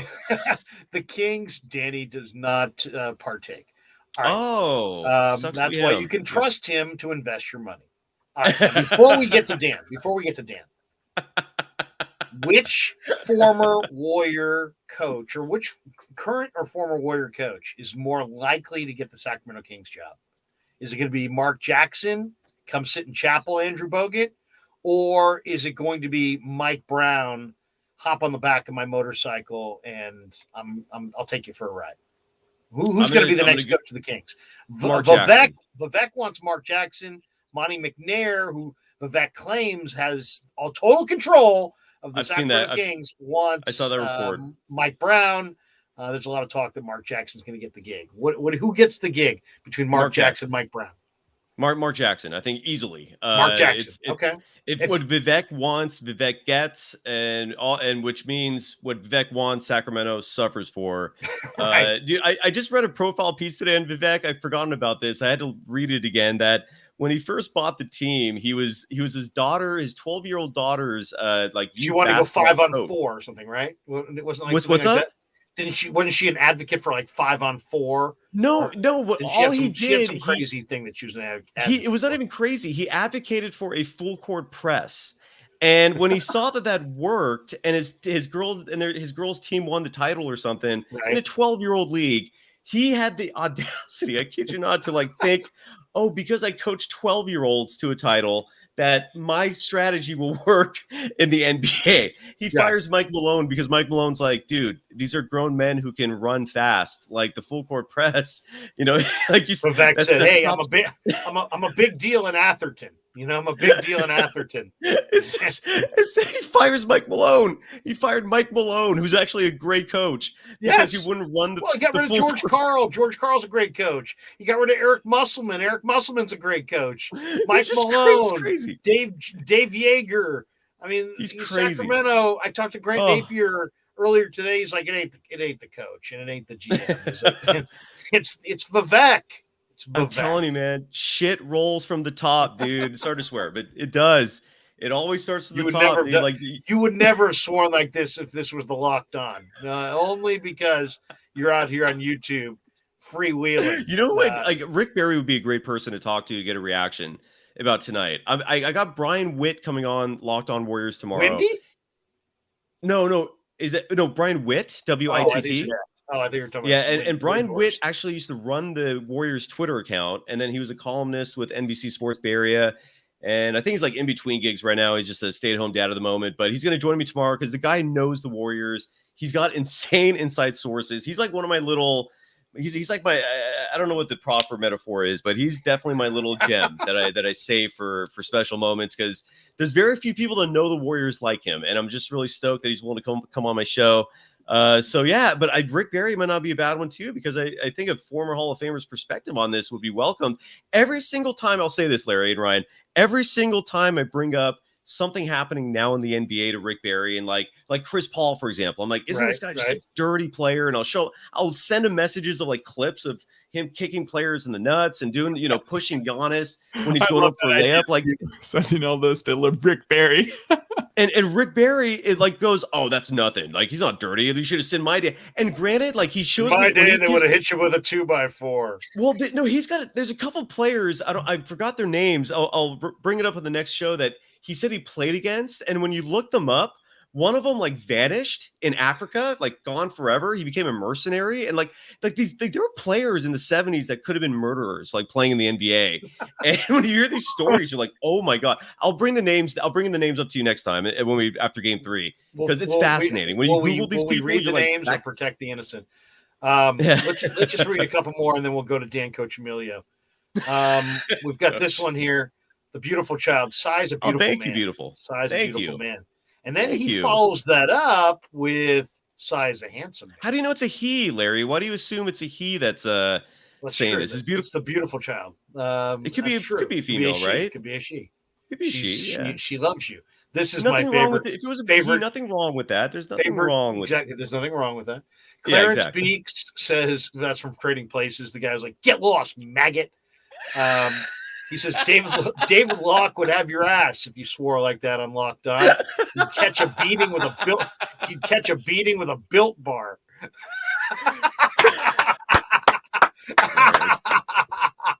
Clarence Beeks. Drop the mic. Clarence I love it. Beeks. All right, Cy. You get the last word. Dub it. Nation, tomorrow I'm gonna, if you follow Locked On Warriors, Beautiful Child writes that they're trans. Nothing wrong with that either. Good for Nothing you. wrong with that. There's no judgment. So dude, I love all people. So what was I gonna say? Locked On Warriors. Follow the account at Locked On Dubs. Tomorrow Brian Witt comes on. Maybe I'll see if Rick Barry will jump in as well, just to give some quick feedback from a Hall of Famer's perspective, because I would actually be curious to know from his perspective, is there retribution? Is there payback? Do you just move on from this? I would like to know what the player's perspective is for a situation like this, because the Warriors always find themselves in unique situations in the postseason. They always have to be the trailblazer for something new, dramatic, and for better or worse. So we'll obviously cover that. I'm going to sleep on this because, I love the Warriors like so many of you do. And this was a shocker, man. This was one of those that kind of jars your bones a little bit, and you got to kind of just chill and breathe and go zen, man. Go Phil Jackson style. So go get yourself a Built Bar and throw that bad boy down, see how it treats you, and come back on Saturday night for more. But we'll talk to you, my man. Thank you, guys. Awesome rapping with you. 109-86, the final in Boston. Celtics knock off the Bucks in game 2. That was the early game.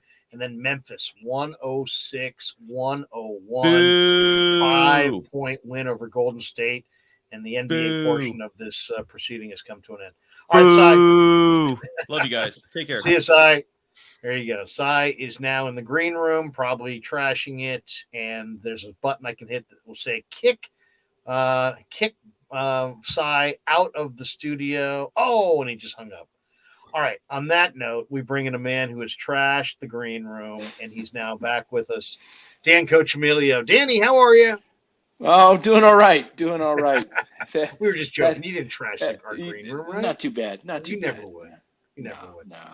It's kind of a tough night for Bay Area sports. It was. It really was. If I could pick one winner tonight, even though I'm a diehard, both. I always, playoffs are more important. Would have loved the split with the Warriors pulling it off, but when the Warriors lost, and then was watching the Giants game on the on the computer. Get it going tonight, huh? No, nothing going. But I'm just so down about GP2 because that was just. I know I listen to you guys, do it, but it's a brutal play. I mean, I played basketball, and you're going up for a block. You go up high for where you think the release point of the ball is if you're going for the ball. You don't swing full force through the guy's head to get to the ball. It's not basketball. No, it's not basketball at all. It's dirty. It's I put in the chat, I don't know if you saw it, but I remember Mike Reardon against the Warriors back in the 74 season. Warriors were playing back in Washington. It was they were called the Bullets back then. And I think Ryan was at that game, weren't you, Ryan? Oh no. I was 4, so I don't think Ryan was around at that. Yeah, look it up on YouTube. He goes and tackles, gives a cheap shot to Rick Barry, and Al Attles is coaching. He comes off the bench like a maniac, and he's just looking to destroyer. He's looking to throw punches. I mean, he's going after Reardon, and they had to hold him back, and he got tossed. Bill King, the late great Bill King, when I was listening to his call, he's just, Al Attles is going crazy. It's just it was great. You gotta pull that up on YouTube sometime. Just look it up. But you want me to pull it up right now? Yeah, see if you can see it. You can pull it up. I can do it. Jackson J says Draymond said this in the postgame, guys. He said, if they're gonna be that nasty, I'll be that nasty too. Uh-oh. I don't want that. I don't know. Uh-oh. Hey, here we go. I send 95th Avenue after somebody that isn't going to be a key guy to lose. Draymond can't afford any flagrant twos. He'll get suspended 1 game. But, if that was just awful. I mean, I looked at the clock. It was still over 9 minutes left. Memphis was up at the time 8-0. That was just let them have the layup. That was intentional. I'm telling you, their plan right. was to take out Peyton, because I think that's the way they think they can win the series is Peyton is the key guy on defense. I agree. I agree wholeheartedly. It's one of those things where they looked at him and said, you know what, this is the guy that we don't have an answer for. This guy can be an on the ball defender. This guy can rebound. He can look at the impact that he had in game one. And Yeah. If the Warriors were going to win tonight and put this series away basically by taking the first two in Memphis, that was going to be the end of their year. And they came out desperate and with a purpose, and their purpose was to try to take somebody off the floor, and it worked. Now, I'm not saying they were trying to knock him out for the series and end his season, but when you contact somebody in midair, it's not – I mean, anybody who's ever, played wide receiver, tight end, when you go up, you no longer can protect yourself. You no longer can protect yourself. Heck, we saw a play last night in that you saw Maxi Kleber land on his head. Now, nobody hit him. Yeah, right. But he basically dunked, and he landed on his spine. Yeah, he tried to hold the rim, and his hand slipped off. Yeah, that was ugly. It was ugly. I mean, it was seriously probably, an inch or two away from some kind of terrible, precedent-setting type injury. Now, imagine if somebody had hit him while he was in the air. Oh. That would make it significantly worse. Well, that's what we saw tonight. We saw Peyton go up and a guy wind up and take a big swing. And, you got it here on YouTube, huh? Oh, is this Reardon? Yeah, I mean, I don't know if we're necessarily allowed to play it. I think we are. Go ahead. Let's just give it a try. Washington looking much more aggressive here in the early going. They lead it by 4 points, and here is Clifford Ray. Sets a pick for Rick Barry. Barry looking for some shooting room. Reardon is on him. Now, hold on. Adels has come out at Reardon. Coach Al Adels wants Reardon. Unsell's got Adels. He's pushing him back. Adels one on him. Reardon was all over Rick Barry. Adels is furious. Now Bill Bridges has a hold of Unseld. He's trying to push West back. Joe Roberts grabs Adels, yanks him back out of the way. Well, I'll tell you, this is a man's game out here. They're down 3-0. The play's getting a little rough out there. Coach Al Adels came right out after Reardon. Let's take a look at it. You'll see Reardon jump Rick Barry. Yes, he will. Here it is, Ray out high. Now Barry cuts. Now watch Barry slide the other way. Reardon will stick right with him. Comes up behind him to hold him up. And then Al Adels came out, and Al Adels is out talking to pitching cars. Rick Barry standing in the way. Adels has had a technical call on him, at least one. I think it looked to me like Reardon just grabbed Rick from behind, but I couldn't see the play very well. No doubt about it. Reardon went right up over his left shoulder.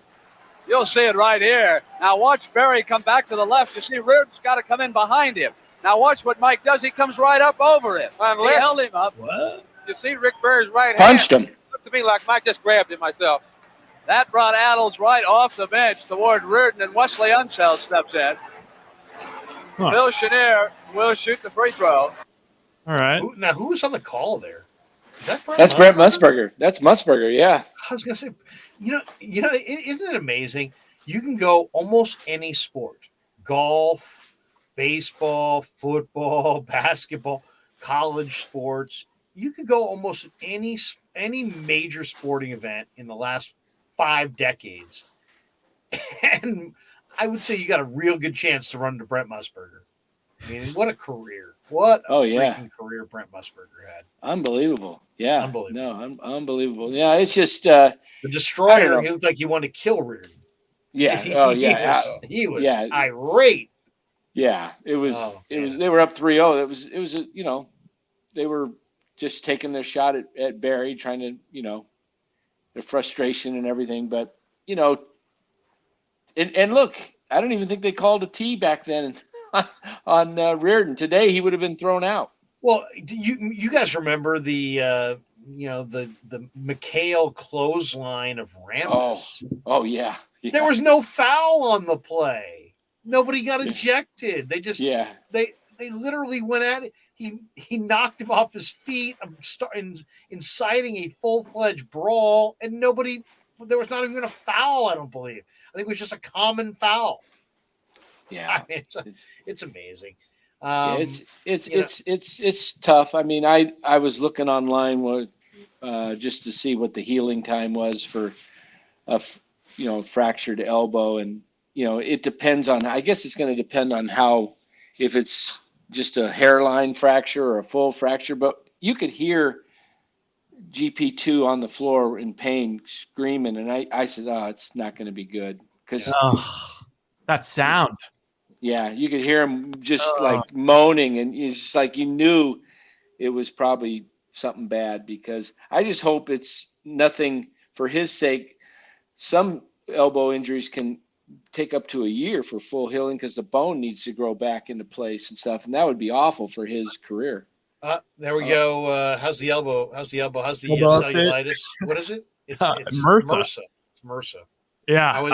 I still got it, huh? Yeah, I just went back to the urgent care today. I got some new antibiotics. So, yeah, I don't know.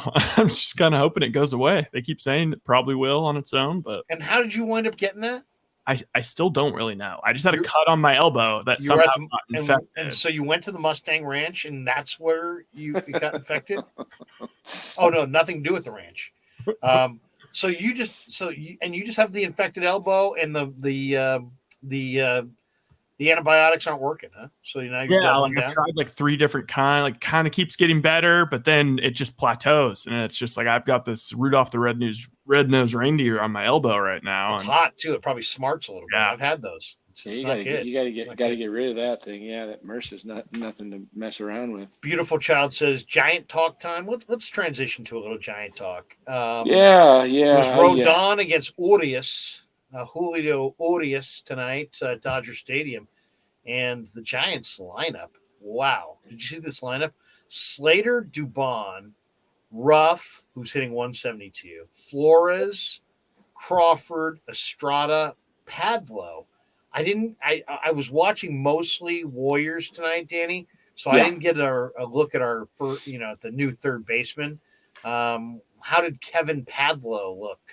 He's obviously got some power. He's from Murrieta, California, 6'2", 200-pound, 25-year-old right-handed power hitter. When I say power, this kid's got a lot of power. Yeah, he's hit a bunch of home runs. How do you look? He looked good to me. I mean, I can't remember what he did. I was watching so much of the Warrior game, I don't remember every at bat, but I know he hit one. It was fairly deep to the outfield, got caught, but he looked good at third. Got a really strong arm.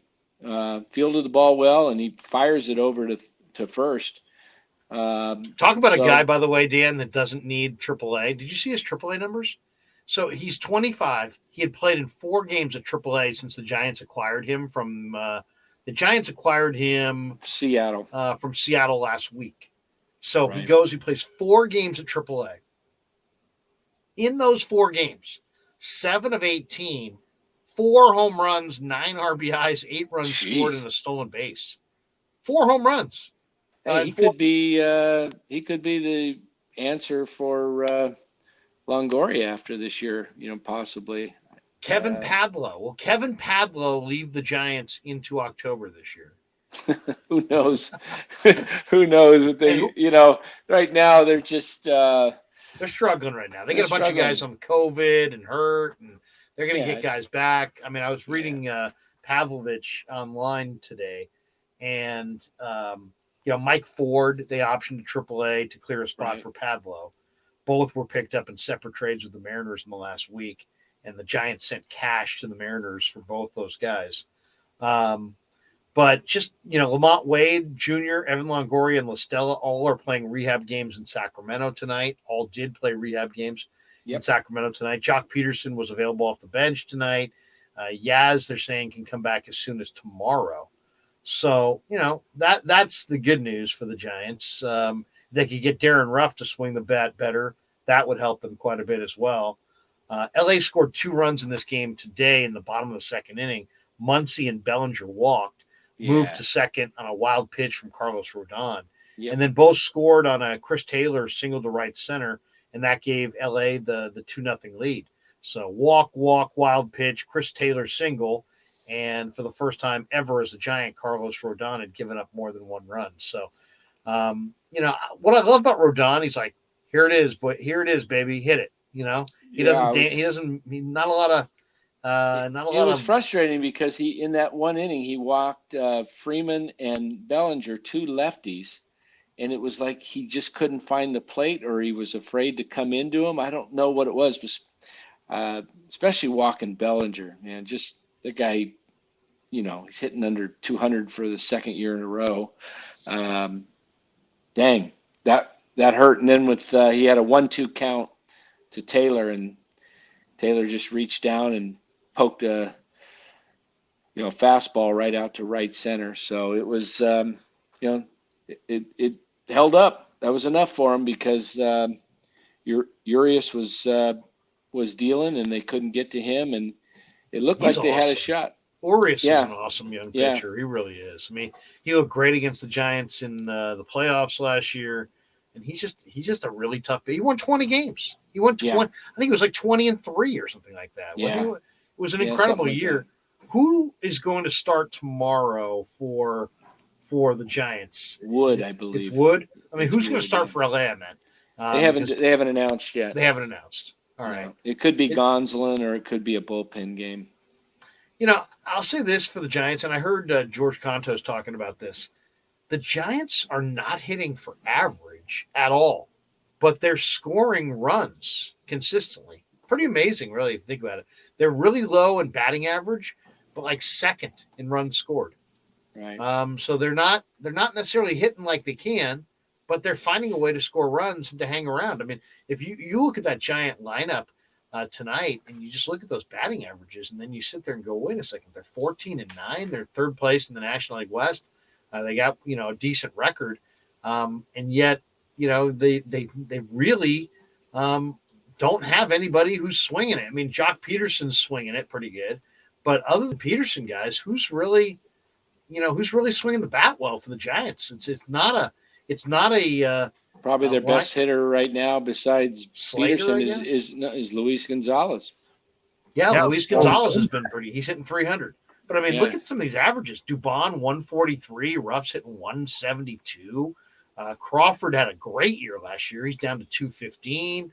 The whole league's kind of like that right now, though. Yeah, it's true. League. It's true. Joey Bart's at 196. 196 for Joey Bart. There's a lot of speculation going on about why averages are down. Some are saying, the shortened spring and the pitchers are ahead of the the position players, and the fact that they've deadened the ball. They say it's very obvious, and so it's holding balls in the park that would have been gone last year. Saw several balls hit to the warning track tonight. A few by the Dodgers. I think one by the Giants. Dubon hit the ball twice pretty good. First at bat in the first inning, he hit a shot to right center that Mookie Betts made a leaping running catch on that would have scored. If it got over his head, it would have scored Slater, who led off with an infield hit. So they would have been up right away. But then Ruff came up and hit into a double play, and the inning was over just like that. What would you guys do? What would you, Danny, Rye, what would you do with Darren Ruff? I mean, he was one of their better hitters last year.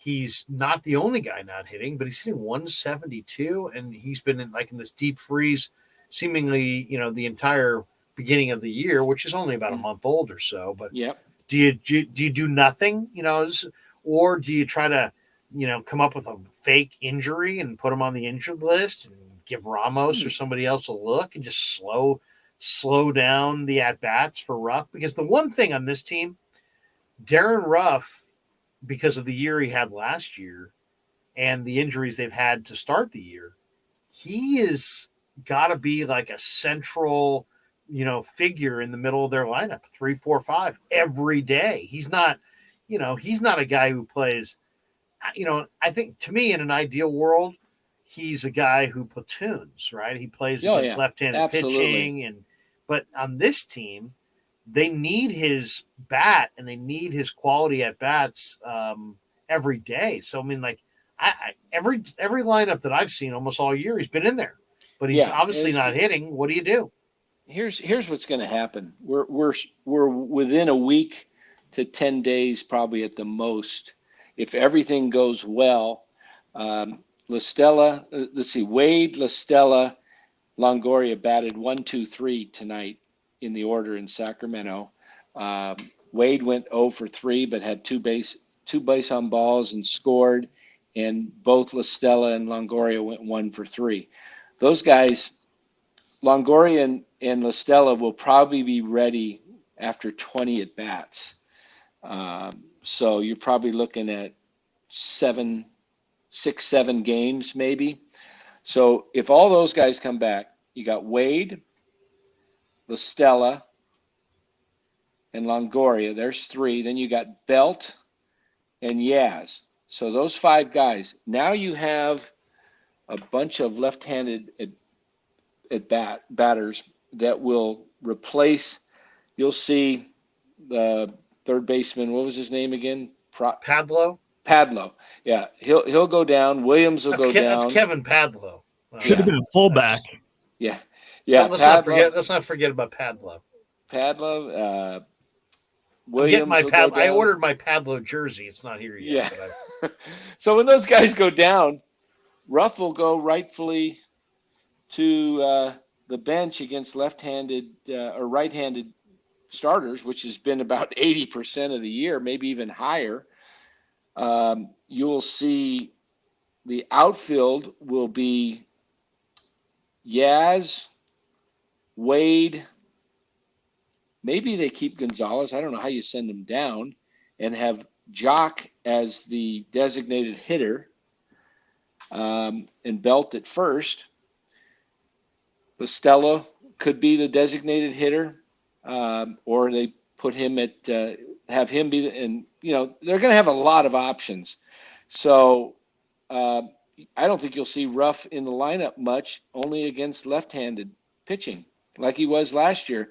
And then he was forced into the lineup because he was hitting so well last year that they played him even against righties. But right now you can't do that. Celts Chronicles guy says their best hitter is Ramos. I don't. It's funny. This one from Celts, he says Farhan was able to find all kinds of hitters for the Dodgers. The Giants are hanging. They're hanging. If you look at the COVID list, the injury list, how things have struck the Giants early. I mean, they're a mash unit. They're just trying to hang on. They're hanging on. I mean, they're 14-9. That's better than hanging on. I'm pretty encouraged by the fact that they've missed so many guys, and they're still hanging. And the only team that really looks good in this league, the Mets look okay, but it's the Dodgers. The Dodgers and the Mets. And everybody else the Giants played. Now, the Giants lost 2 out of 3 over the weekend to the Nationals. But why don't we start there, actually? What did you guys think of that series? I mean, the Giants pitching has been so good. And yet, in this series against the Nationals scored 14 on Friday night. They came back with a big day offensively on Sunday as well. 11 or yeah. I mean, what do you make of? Was it just a bad series and nothing to see here kind of a thing, or do we have legitimate concerns? Ryan, why don't we start with you since Danny went first last time? Where are you with the Giants pitching?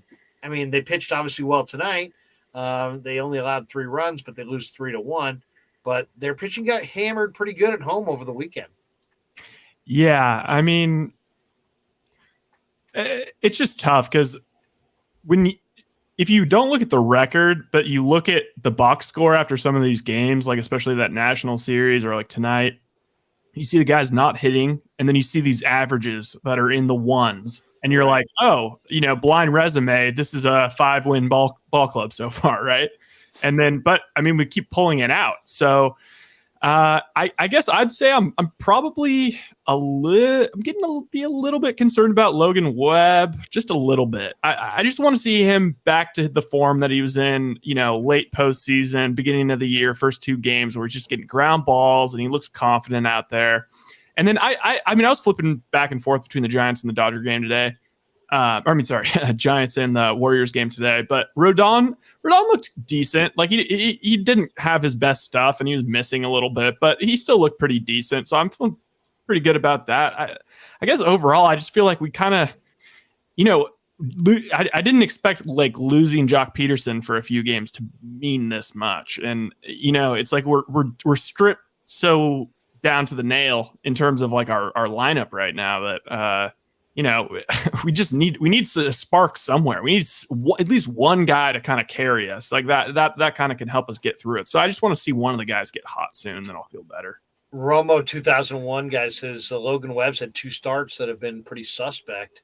The beautiful child says, Larry, can Marty talk on the chat? Then he comes back with, I wish Marty would join the chat. There's a lot of Marty in here. Marty actually is going to be back tomorrow night. He'll be back tomorrow night. So we'll get his thoughts after the game tomorrow night. And it's always great to hear from Marty. But, Marty was, hanging out in Arizona doing some stuff last week. So we missed him last week. But, yeah, Marty will be joining us after game 2 tomorrow night, Giants and Dodgers. It's funny. Beautiful Child also asked this one. Has Justin Upton got a new team yet?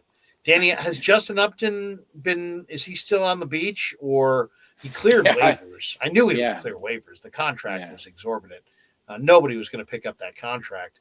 But now that he's cleared waivers, you can get him for a major league minimum. Did they re-sign him and send him to AAA, or is he retiring? Or he's hanging out with Robinson Cano down in New Orleans. I saw Cano got DFA'd. No, he got DFA'd. Yeah, but I mean, if you're the Giants, I think every single day that somebody gets DFA'd in the game, I'm taking if they can swing the bat, and I think they're any kind of offensive player, I'm taking a look. I'm interested to take a look. By the way, congratulations are in order for former Giant manager Dusty Baker, who tonight becomes the first black manager to win 2,000 games, 12th overall to ever win 2,000 games. But Dusty was a great Giant. 29 years after he got his first win. His first win was April 6th, 1993. The Giants beat the Cardinals 2-1 that day. That was his first win ever as a major league manager in 1993. That team would go on to win 102 more games. Yeah. And Dusty's still chasing that elusive World Series title. For him, I hope he gets it. He gets it. He's given his life to the game. I think he's a Hall of Famer. He was a damn good left fielder for the Dodgers for years and years. And then when you tack that, you tack his managing record on, I think he's like a 3-time Manager of the Year award winner. Those aren't batting titles, but he's still a widely respected manager, and he's had a huge amount of success. I really thought last year was going to be his year to get the World Series, but it didn't happen. Yeah. But I'm happy for the guy. I've had a lot of conversations with Dusty. Sometimes he's been very fun and fun to hang out with. Other times he's been really unhappy with things that I said in the post game. But I respect the hell out of him. I really do. And he's given his life to the game, and he's an outstanding manager. It hasn't worked for him in October, but he's going to, if he stays in Houston a couple more years, he probably gets another bite or two of the apple trying to win that World Series. And who knows? Maybe he'll get there, but huge milestone for Dusty Baker. Either of you guys have a thought on that? Yeah, I agree wholeheartedly with everything you said. I was hoping he'd win it last year. Great guy. 2002 still stings. And then he goes to the Cubs, and it looks like they might have a shot. Yeah. 3. And the guy in the stands there reaches over the left field line. What's that guy's name? I can't remember. He's pretty famous. Bartman. Bartman. Yeah, he's pretty famous in Chicago. or infamous, I should say. Well, the stupid newspaper printed his address. Yeah, that's I mean, think about that. You have this controversial moment, and all of a sudden, Ryan Smith lives on blah blah blah way, and I mean, that was some terrible. people just take Chicago. take I think it was the far. Chicago Sun-Times. Yeah, printed his address. Hopefully, and where he worked. Hopefully, he sued him. And that's ridiculous. And the other thing too, it's like, these teams these fan bases that they torture people. And then after they win, they want to say, oh, you know what? Everybody back in the pool. King's ransom, everybody back in. Yeah. Boston did that same damn thing. Bill Buckner. Yep. They tortured that guy. Tortured him. He was awesome. Bill Buckner was a great hitter. He wasn't a good hitter. He was a great hitter. Yeah. And because of a cold night in the Northeast where he's wearing high tops as a player who probably shouldn't have even been in there. He makes an error. It winds up being, his legacy, sadly, despite the fact that he was a Silver Slugger Award winner with the Cubs and one of the great hitters of his era. Bill Buckner's remembered for that moment. And the Red Sox fans, they tortured him until they won the Cup World Series. And then it was like, oh, Bill Buckner, we love you. You know what? I think and Buckner played along. Buckner was like, all right, I'll play along with it. But I don't know that I would be so gracious if people were having fun at my expense for years and years and years. And only after they were totally satisfied every way imaginable did they say, you know what, we probably did that guy wrong. Maybe we should, make it right. And the Cubs try to do the same with Bartman. And it's just like, come on, where were you in 2003? If I'm Steve Bartman, that's what I would say. Right. Getting back to the Giants though, I'm not worried about their recent. What have they lost? 3 out of 4 now. They lost 2 out. 2 out of 3 to the Nats, and then tonight 3 out of 4. Coming into this series against the Dodgers just was kind of you hope for a sweep, but you would love to get that, but just hope you get one and you stay neutral with them and you leave town still a half game separated from the Dodgers. And right now, they have, like I said, the injuries and the COVID. They're 14-9, and they're playing pretty much a third of their roster with AAA guys. Yeah, and their pitching's good enough to keep them in it. Yeah, so I'm hopeful because they're getting some of this stuff out of the way. Hopefully, some of these injuries. I know it's a long season and more will come, but you don't want to have a COVID hit you in the middle of September, and hopefully some of these guys will be immune to it and the rest of the team will stay healthy. But you start getting Wade back, Yaz back, La Stella, Longoria, Belt. Now that's a lot of talent right there. Yeah, you're talking some real hitting. And then, DeScofani's out with an ankle injury, so they're getting by. If he comes back healthy, he should be a starter that should give you 6 innings a game, an outing, and keep you in most of the games. And that's what you want out of a third, fourth, fifth starter is, keep you in the game, keep in the game. And I think right now, 14-9. That's at all-star break pace of like 56 or 58 and let's see, 56 and 30 something, 36 like that, somewhere around there. That's the pace they're on, and they're doing this with guys that are, like I said, they're a lot of minor leaguers. On that minor leaguer note, Celts Chronicles says, any word on Bishop, Bailey, or Luciano? I don't know what you think so far of the Giants. Obviously, I know you don't have an update on Bishop, Bailey, or Luciano. All those guys are in the minor leagues right now. None of them are on the verge of breaking through. I would say if you said those 3 guys, who's the closest to the big leagues, it's probably Bailey. But who knows? I think it's Luciano. I think he's going to move quick. Really? You think Luciano's the closest to the big leagues out of Bishop, Bailey, and Luciano? Yeah, okay. I do. Just because Luciano's I haven't looked in the last 3 or 4 days, but last week he was tearing up high A ball he was hitting I believe, over 300 at the time, and he was hitting 3 or 4 home runs. If he hits well in high A, he'll be at double A in a few months, and then he'll be at triple A next year. And if he keeps that pace and then he'll be up sometime.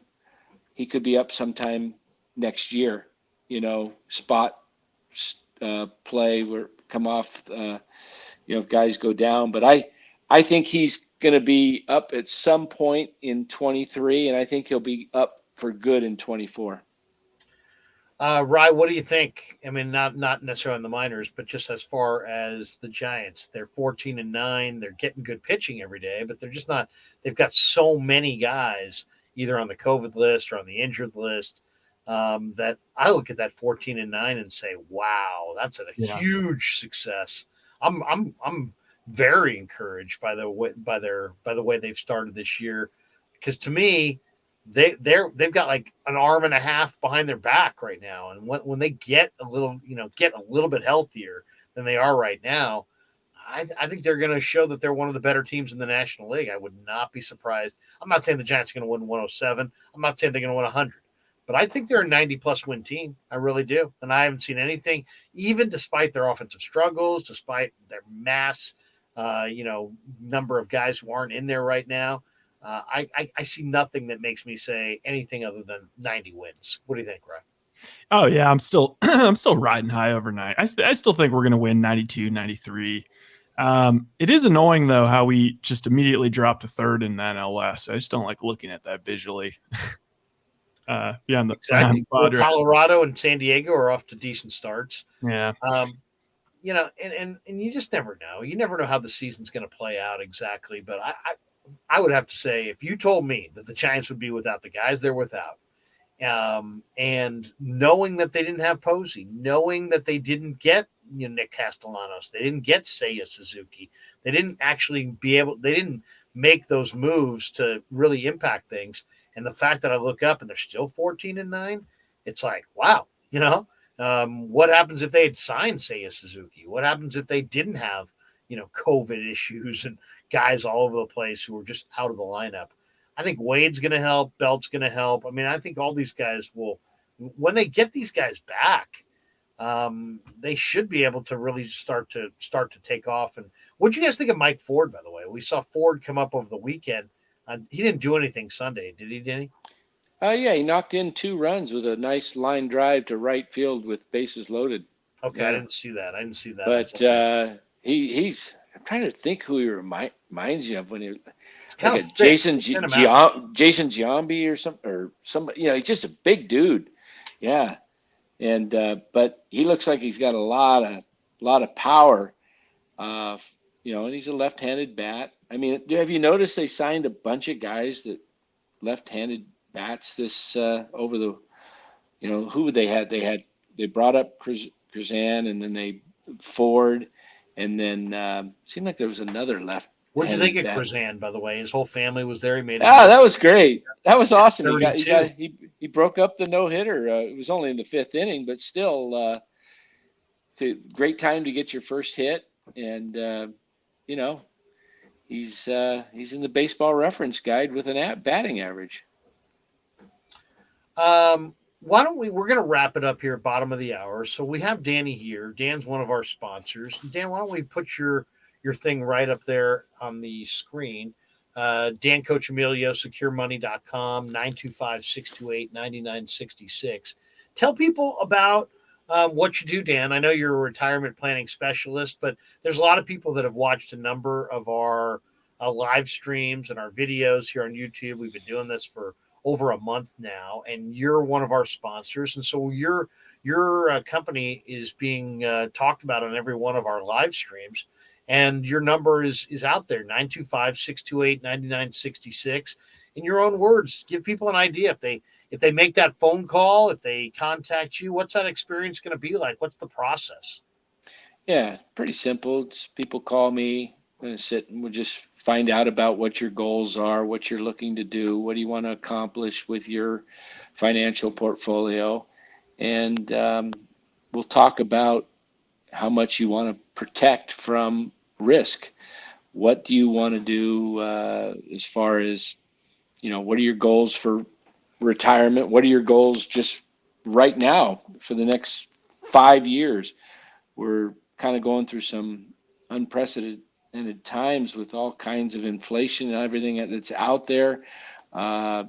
People are concerned about making sure their money outpaces inflation and making sure that they don't lose some of the money that they've saved. So what I do for people is I help protect and grow their assets without any risk to losing money in the market. So my clients average anywhere from 5 to 8% growth annually on their portfolio with zero risk. And those who may have lost money possibly in the market, I will offer them, I have products that can offer them as high as a 10% premium bonus. So you can, $100,000, you've instantly been just given 10,000 by the company, not my company, but the companies that I do business with, and they're A-rated companies. So people have lost money in the market because the market's been pretty volatile as of late. Sure. And so people are looking to protect and grow. Give me a call. Yeah, 925-628-9966, securemoney.com on the web. If they go to your website, what kinds of things do you have on the website? Well, we've got some information we've got a couple of videos that they're older videos, but they talk about what happened in the market in 2008 and the products that we use that will alleviate having that happen to you. We've got some stuff with the market, kind of showing what's going on in the market. And, we don't talk about any specific products on the website, but we pretty much just give you a little bit of flavor of what's available out there and how to protect and grow. Well, there you go. With inflation spiraling out of control, Danny's here to help you save more money and more of your money for your future. So give him a call, 925-628-9966, securemoney.com. If you want to help the show, like and subscribe. But, another way to help the show is to shop our sponsors. So if you're in need of a retirement planning specialist, give Danny a call at 925-628-9966. Check out his website, securemoney.com. And Dan, we really do appreciate you sponsoring our show. Let's also mention our other sponsor, Telmetrics.co. Casey Bateman and all the good people at Telmetrics have a phenomenal company as well. And if you're an orthopedic surgeon or an occupational therapist, if you are a chiropractor or a physical therapist, Telmetrics is designed for you to use in your practice and will greatly benefit your patients. Telmetrics uses computer vision and artificial intelligence and provides a platform for outpatient rehab therapy services, both in the clinical and telehealth environments. Using Telmetrics can improve your patient's experience and much more. So for all your sports injuries and if you're a physical rehabilitation specialist, make sure you go to the website, telmetrics.co, TELMETRIX.co, not .com, .co. And thanks to Casey Bateman and all the good people at Telmetrics for being a proud sponsor of the Krueg Show. Well, if you just tuned in, Dodgers beat the Giants 3-1. Warriors lose to Memphis in Game 2, but more importantly, the Golden State Warriors lose Gary Payton for the rest of the playoffs. Huge kick to the gut for Golden State.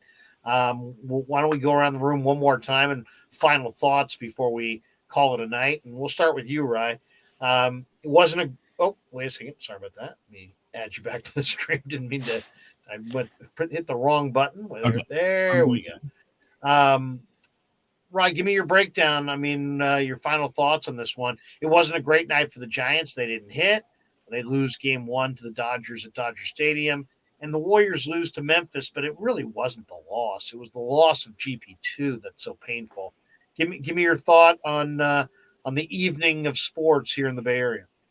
Just a bummer. But, yeah, like you're saying, I mean, it's just GP's such a good guy, man. And he's such an awesome story. And it's just really unfortunate because in a lot of ways, like, even the Klay Thompson thing, that was horrible. One of the worst things that's ever happened to me personally. And I'm sure a lot of you out there. But, like, at least like the guy got a max contract immediately after. Like Gary Payton was on pace to get a bag, and he was starting to get that national recognition, and he was going to get paid by somebody because he is a playoff guy. And so I just hope that we can find some sort of silver lining in this, play extra hard for Gary. And I hope we bring him back next year. And I hope he just becomes a bigger part of the rotation. Yeah, we all love GP2, and our thoughts go out to him for sure. I'm sure this is an emotional night for the Warriors, an emotional night for GP2. Danny, you got a final thought either on the Giants or the Warriors? 3-1 Dodgers, and the Warriors are now 1-1 going into Saturday night. They have to play the rest of the way without Peyton. You got a thought on the night? It wasn't a great, stellar night for Bay Area sports. Pretty. Like you said, and Ryan said, it's the loss of the game, the Warriors game, doesn't seem as bad as losing Peyton. That just hurts. It just really stinks because he was like, I don't know he just felt like a catalyst to the team. He was just always there under the basket on the offensive side, tipping it in or getting a rebound or tapping it out to the top of the key to somebody else, keeping plays alive, always cutting to the basket, getting layups or dunks. And then on defense, he was the stopper. His dad, the glove, GP was just all of his steals and it just the way he played defense, that's going to hurt the Warriors. I think they can still get by, but that's just a huge, huge loss. Besides the core, he's probably the next guy in line that would be the worst one to lose on the team, I think. Yeah. He, in a lot of ways, Gary Payton's a secret weapon, and that's why this one hurts so bad, because it's like he really was. He was like the secret weapon. A couple comments on the chat. Kelps Chronicles, great show, y'all. Stay blessed. Giants, Warriors, Niners going to win the championship in the same year. This year. Wow. Kid Trickster says, love the show, Larry. Hey, kid, we are glad that you love the show. We're having a fun time doing it. And we should tell people, be sure to hit the like and subscribe button. Be extra sure to hit that notification bell so you can be alerted to all the upcoming Krueg shows. I love you guys. I'm loving doing the YouTube project, having a lot of fun in this space. Thanks for supporting my channel, The Krueg Show. Thanks to Len, who's on vacation in Portugal. Thanks to Ryan, who's done an incredible job setting up our studio and doing phenomenal work. Thanks to you, Danny, and Casey Bateman and the sponsors. And thanks to everybody who participates, either in the chats or if you're just a fan of the show and you're following us on Twitter or on YouTube. Once again, follow us on YouTube. Hit the like and subscribe, and you can be alerted. Tomorrow on the Krueg Show, we got a big Wednesday. Wednesdays are always big. Wednesday, tomorrow at noon, Vish Kumaran is going to join us at noon, and we'll talk a little bit about the Niners draft with Vish. It's our first conversation with him since the draft. Grant Cohn and I will be on his channel tomorrow at 3 o'clock. Grant has been absolutely panning the Niner draft. I actually think it's a good draft. So I think that is going to be a very interesting live stream tomorrow, because Grant's dug in that the Niners just had this horrible draft. And I don't see it that way. And usually we see things pretty much eye to eye, but not always. And we'll just, I'm sure, chop it up tomorrow. And then we got Giants-Dodgers game 2 from Dodger Stadium tomorrow night. And Marty Lurie's going to stop by in the postgame. And awesome. Danny and Ryan, we hope to see you guys back as well. But it'll always be good to check in with Marty and see what he thinks of the Giants as they struggle through, a tough month right now, where it's like, hey, they're playing well, they're pitching well, but they're just so beat up that it's not even half the team we thought we were going to see. And then later in the week, Ted Wynn's going to stop by, talk a little bit about the Niner draft. Kyle Posey will be by on Thursday from Niners Nation. And then the Giants and Cardinals go Friday, Saturday, and Sunday. And we'll be doing post games after those games as well. So that does it for us, guys. Outstanding stuff. Thanks to everybody who participated tonight. Hope you enjoyed the show. And we are back tomorrow for more of the Krueg Show. And have a great night, everybody. Never met a man I've been scared of. Careful, you gon' get exactly what you asked for. Here for whatever you bring me, getting handled. I answer to no one, I don't need to hassle. Yeah. We ain't never fall back.